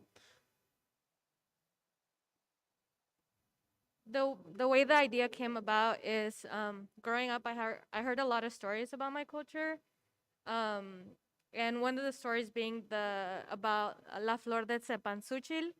It's about two lovers. One was a warrior, and the other one was a princess, Jucitlin and Xochitl, and they used to take offerings to the sun and to the gods every chance they got, and then they sent him off to war. In war, he passed away. What the gods did to keep them together forever is they turned him into a hummingbird and they turned her into the Cempasúchil flower so they could be together forever. And that's pretty much the story behind our game. So the gameplay highlights Huitzilin's two identities. His running and his jumping are about his prowess as a warrior, and later we'll have attacking in the game as well. And his hummingbird abilities are pollinating the flowers, and it was really fun figuring out how to put those flowers around the map in a way that makes sense. That was a challenge for me. And pollinating and drinking nectar gives him a resource to hover, which fits in with our theme of preserving life, managing resources, and not overusing the things that you have. And I'm going to pass it on to Ace to talk about some of our inspirations. These are some inspirations and references that we use for our game. Like the first picture over there is Onyx Equinox, which is an anime based on Aztec mythology. And the second game is Ori, which is another 2D platformer. And we also use Metromania to inspire a lot of our mechanics. So this is a character description. Every single detail that goes into the character is based off hummingbird abilities. So like the eyes are very big and round, which symbolizes a bird's eye, which is very big, as well as all the details in the legs, the bristlets, and the eyebrows are very sharp, like a beak. And then there's our character modification over time. The first is a little sketch.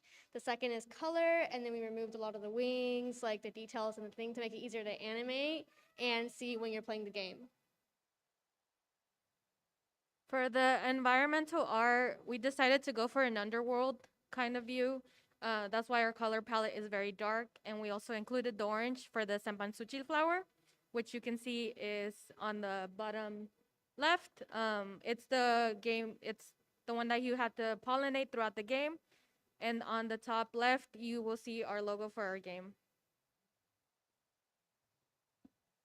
So for sound design within video games, there's pretty much three aspects that kind of rule over sound design. You have your motivational sounds, which keep the player interested in the game, keep them playing. And it puts them in the world. Your hygiene sounds, which are sounds that are expected to be heard, stuff like environment and footsteps. And then you have the music, which can be either heard by the character and it's within the game, or heard by the player and it's not within the game. So here are some examples of them. You have the theme, which fits in as music. Go ahead and play a short bit of that. And then you have works as a hygiene sound. You got to pause the theme first.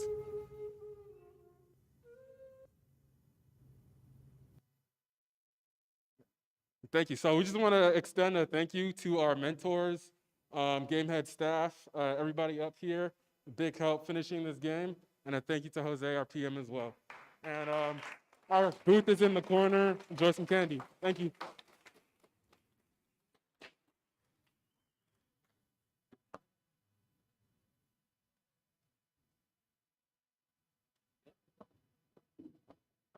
All right.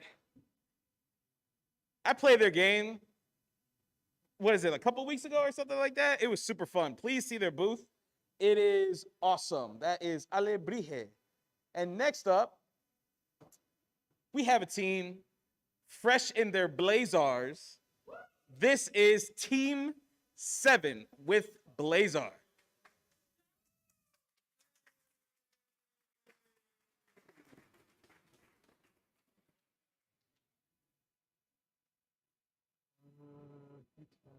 Showing it? All right. Cool. All right, there you go. Good. Hello, ladies and gentlemen. We are. Hello, ladies and gentlemen. We are Team 7, and we made a game called Blazar. Woo! Yeah. Let's get 'em. My name is Kali George, and I'm the sound designer. My name is Tabari Davis. I'm the narrative and art designer for the team. Hello, I'm Daniel Medrano. I'm the game designer as well as the programmer and project manager. As you may notice, we actually only have 3 people on our team. That's because, you know, we wanted to try something a little bit different.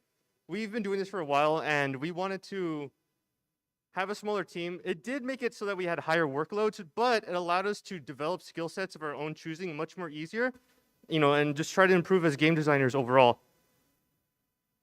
So with our question in mind, we really want to make something that was a bullet hell shmup. So our question was, how do we make a game that makes a player just feel like a bullet dodging badass? All right, so a quick synopsis of the story. What did I have there? After having their carefree life destroyed by a galactic tyrant, our main character, Demi, and an unlikely ally set on a path for revenge. I think working in such a small team, I'm mainly an artist, but I really got to flex my narrative muscle working on this game. It allowed me a lot of creative freedom, so I think that part of it was very enjoyable for me, and it was a good experience. So the game design goal was to have the high energy feel of a traditional arcade like shmup, you know, something that has all that feeling of, you know, fast paced and such. But I wanted to avoid having the standard shooting abilities because I wanted to have something that was much more interactive throughout gameplay.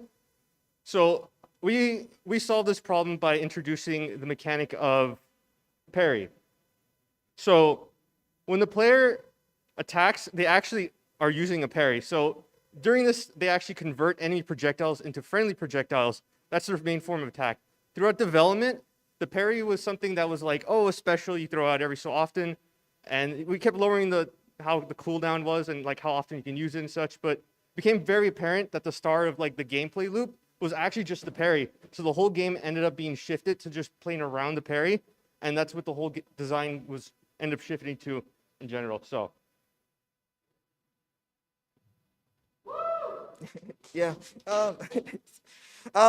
As for the sound and stuff, I was thinking of like maybe I should make it more action-packed. Maybe I should make it more extreme. But really, I was kind of getting a chill, really build. This is the boss thing. You guys will never hear because our game is really, really hard. So, yeah. I was going for a more threatening feel of it and how threatening the boss is and stuff. It's a great opener and stuff.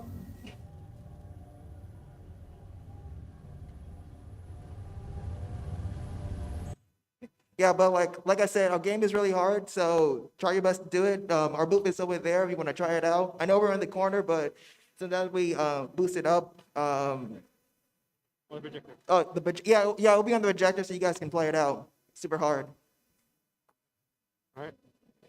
All right. We're Team 7, the 7th team on the list. Come play our game.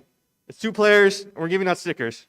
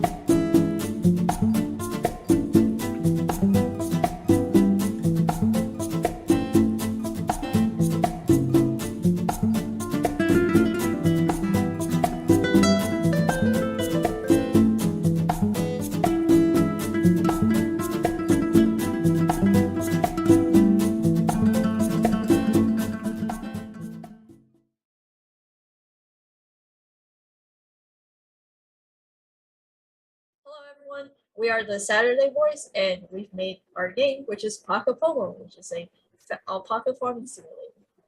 So I'm going to let the dev team introduce themselves. Hello everyone, my name is Habib. I'm the game/story designer. My name is Phoebe. I'm an artist and animator. My name is Kyle. I'm the audio designer. My name's Yvette. I'm the art lead and producer. I'm Medaya. I worked as a programmer and the marketing lead. I'm Leo. I worked as programming and game designer. And I'm Juan, and I focus on the UI, UX, and live ops for the project. So for our question for the game is, how do we gamify the Pomodoro timer to make it a rewarding experience that empowers and motivates players with cute alpacas? The elevator pitch is a cute, wholesome farming game where you raise your alpaca and grow your farm with a productive twist. So Pacapomo is a productivity app built around rewarding your work life with cute alpacas and farming progress. In this isometric point and click, your usage of the Pomodoro timer will directly affect the happiness of your alpacas. So the game pillars are, it's calm and productive, simple, and it has alpacas in it. So for our cultural inspiration, we were inspired by culture of Peru and knew early on that we wanted to base our game, story, and player space around it. Peru is known for its colorful clothing and architecture, its terraces for farming, as well as alpacas being an essential and valuable resource since the ancient Mayans. This summer, I became way more efficient with my animations. In previous summers, each frame of every animation was drawn by hand, which was extremely time-consuming and frustrating, and the end product was choppy with only about 8 or 10 frames per second. However, this summer, all I had to do was create one drawing for a character, create a skeleton for it, and move its bones around. This workflow was so much quicker and less painful, plus the final outcome was super smooth. All I had to do was set the keyframes and the engine filled in the rest. All right. For the UI side, I worked on creating a design system for the game, which took a lot of work on the front end, but it definitely helped iterate through future designs and layouts for the game. One thing that not so much we learned, but relearned, was that implementing UI into the engine is super hard. And then there's also a lot of things to take into consideration when designing for mobile, things like safe areas, button sizes, and things like that. For sound design, what I've learned over the summer was the layering technique, which is used to stack multiple sounds to create a solid sound used for gameplay. This really helped when making the sound, since it would make the gameplay much more smoother when the person hears the sound. And I've also learned over the summer that motivational sounds are used to get the player to wanting to hear more of that sound constantly so they can get back to hearing it. This summer, I switched over to the narrative side a little bit, and I made a paper prototype in Miro app, and I transferred it into Unity. This was my first time making a backstory in Unity, and basically, I would learn how to make the slides. I mean, how to make scenes and then switch slides and everything to text. So on the engineering side, I learned that creating an isometric point and click for a mobile device, almost all code goes towards UI logic.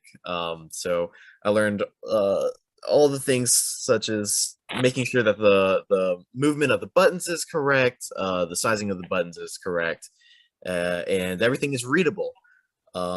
As well as creating systems so that our designers can create their own pop-ups and that those pop-ups can be controlled on timers and whatnot for tutorials and everything that the UI is needed for. Now over to what we're super proud of. One thing that I'm proud of is that everyone was working directly in Engine. Now this was facilitated through the use of scriptable objects, clever usage of exposed variables, and close mentorship to make sure everyone was on board. But yeah, everyone on the team worked directly in Engine and submitted pull requests to GitHub to get everything in main. So even though I worked as the marketing lead, this was my first time ever using Twitter. And yet, over the course of a few weeks, I was able to help the team get to over 100 followers. So the next steps that we're planning for our game in the fall is we're adding more mini games. We're going to add new alpacas with unique designs and characters, and also new areas that include a village, fishing, mining, and a county fair.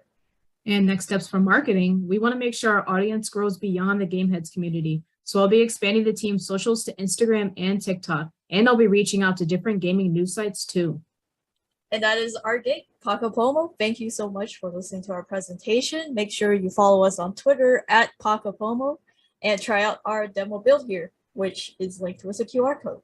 Thank you so much again. It's been great.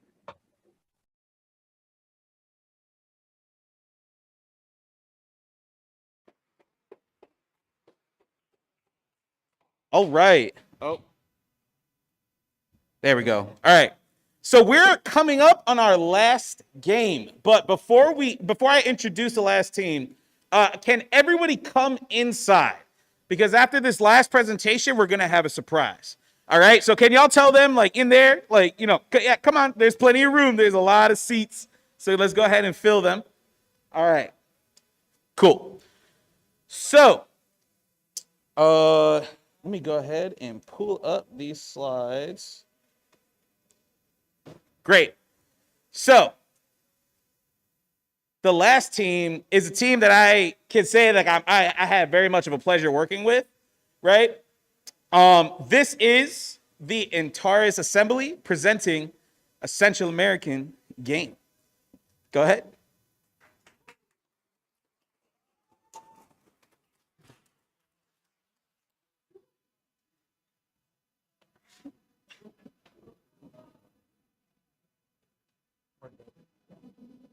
All right. Good afternoon, everybody. We are the Antares Assembly, and this is Pupusa time.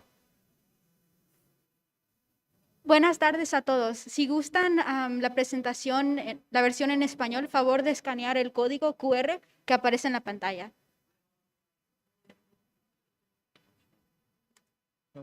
All right. Well, let's start with introductions. I'm Angel. I'm the project manager and sound designer. This is Reese, artist and sound designer. And over here are Francisco and Ziggy. They're both programmers and game designers. And we also have Carlos, who's our artist, and Gigi, who's our artist. Our question is, how does the history of a pupusa serve as a metaphor of the Salvadorian diaspora connecting with their roots? So Pupusa Time is an art game that connects the player to the tradition of making pupusas that has been passed down over thousands of years. With the use of motion controls, the player advances through levels that depict different time periods in Salvadorian history. Our main inspirations are Tetris Effect for how the background evolves during gameplay, Street Food Latin America for how they use food as a way to talk about culture, Fernando Yort for his beautiful art style, and of course, Salvadoran culture in general. Pupusa Time is a rhythm game that uses motion controls to mimic the motions of making a pupusa while matching the rhythm. Each correctly timed motion brings the mural closer to being fully visible and colorized.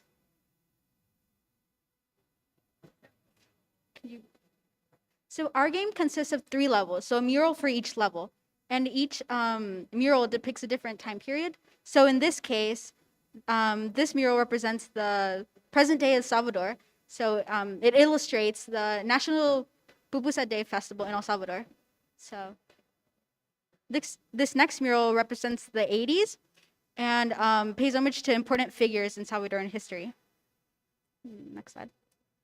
This last level represents the indigenous or pre-colonization time period, and in the center is depicted Cuscatán, which was El Salvador before it was El Salvador.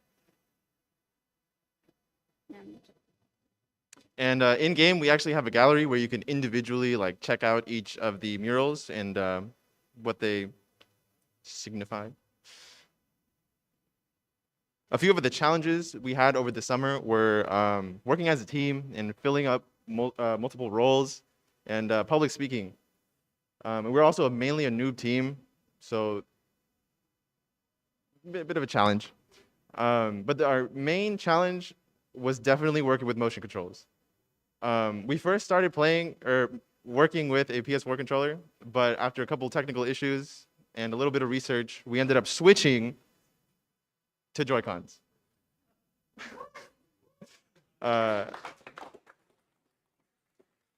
What we learned over the course of our project was that we needed to communicate. We learned how to communicate effectively with each other, and we learned how to organize our ideas, our files, our code, and that there are multiple ways to tackle a problem, specifically programming. But the most important thing was that making a game takes time, which means we're not done yet. We still have some plans to continue this game during the fall. A couple things are increasing the visual effects and sound effects to make our game feel more reactive, and including more levels, and more levels mean more art and increasing difficulty. And the last thing, dual Joy-Con support, possibly, because our foundation of the game would change if we use both Joy-Cons, but it's still up for debate. And thank you for listening. We are Antares Assembly, and let's make some pupusas.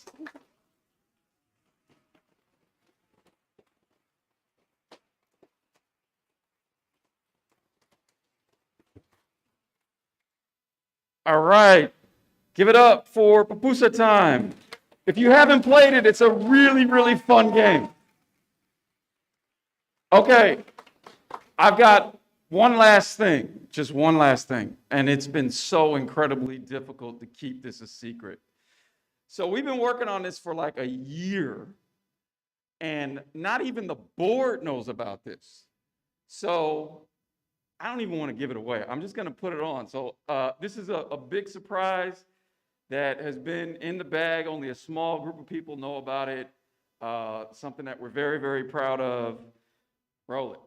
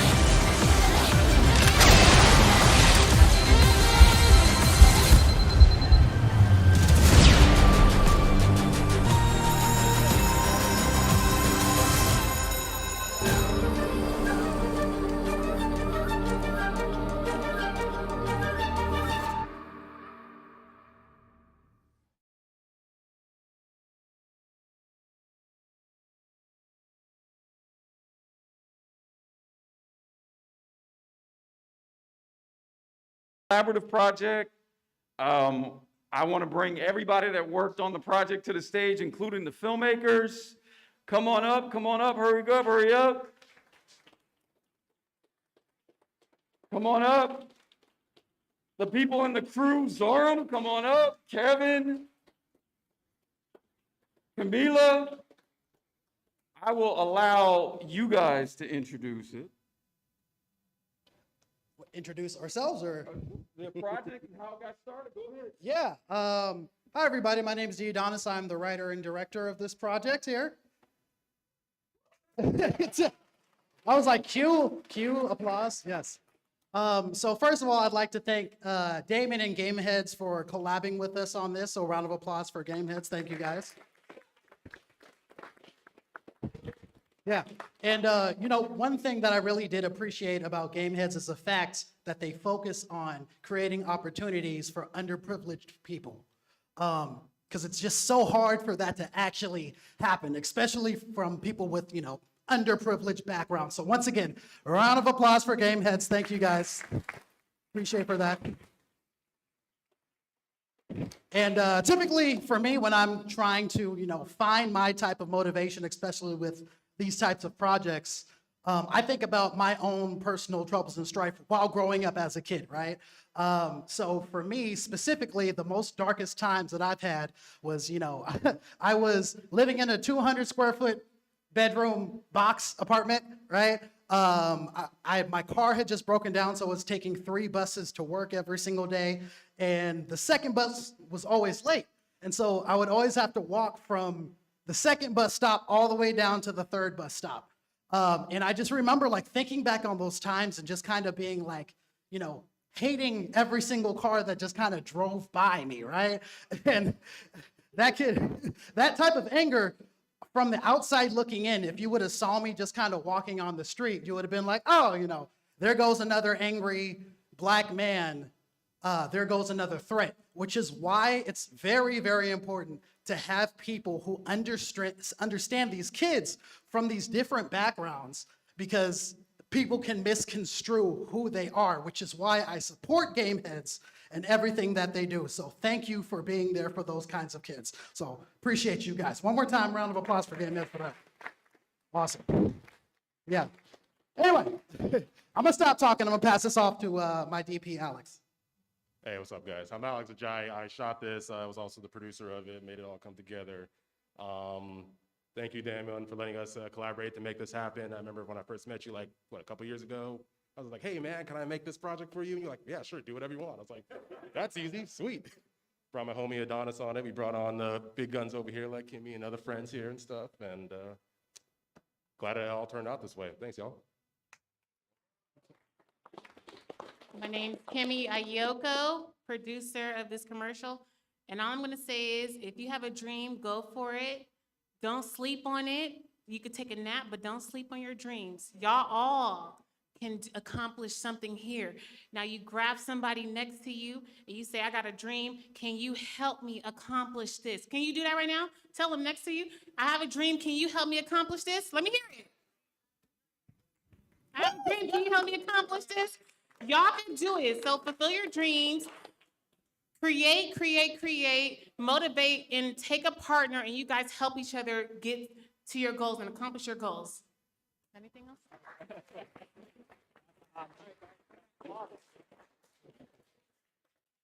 Yeah, so I worked on this as well as camera team. It was a great opportunity, great project. Gameheads, you know, I saw them first as a United Roots like years ago, and seeing them where they're at now and what all the great work opportunities they're bringing, you know, people here in Oakland. It's just really inspiring. It's inspiring to be able to, you know, collaborate with them and, you know, just to be standing here with talented people who are able to, you know, help visions like this come out. I loved what I saw on the screen. It's really cool to see it when it's done. And yeah.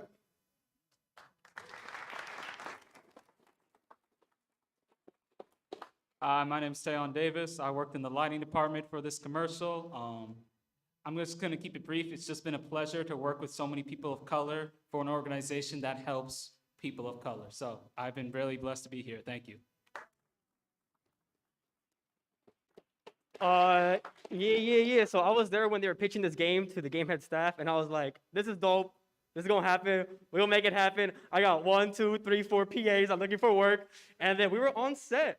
And by the third day, I was given the opportunity to be the camera assistant as well as working under Tehan here as the line assistant. So I got a whole bunch of experience, and I want to give a shout out to our PAs who were able to, shout out to Camila, Devin, and my homie Gabe.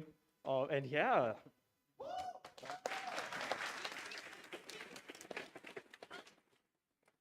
Want to say thank you again, and we appreciate everyone for Game Heads that came here and helped and support this and made this happen. And thank you, team.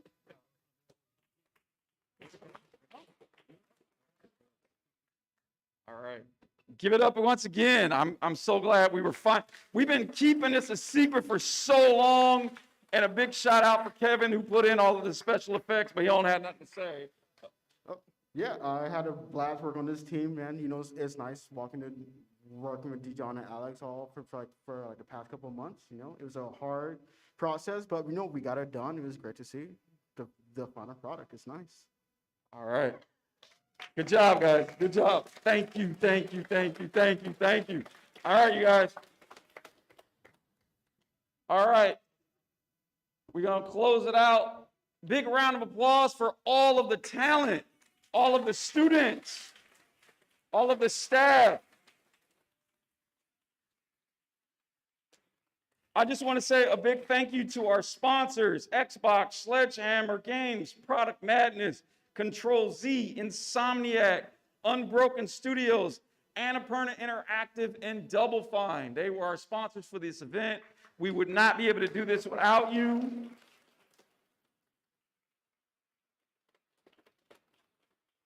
Thank you so much to Industrial Light and Magic and Epic Games for getting us started with the virtual production studio. We actually didn't think we could do it, but they said we could, so we were like, all right, maybe we can. So big shout out to everybody from ILM and Epic Games. Our PR and communications partner, Change Consulting LLC. Big shout out. That's also my wife right there who runs all of our PR communications.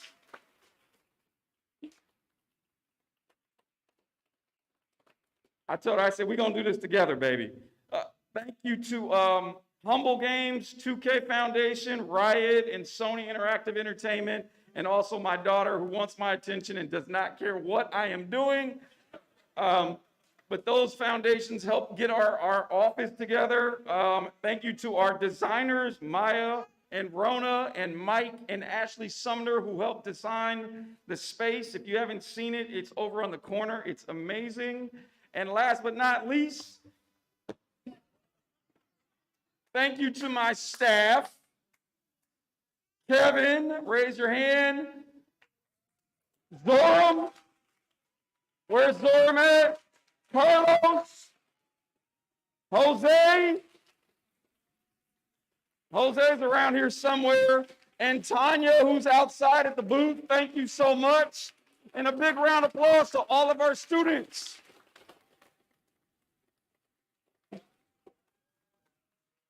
All right. The 8th annual Gamehead Showcase is officially a wrap. Please play their games, have fun, eat up the rest of our food, buy some swag, say hello, give somebody your business card, and are you going to say good night? Good night. All right.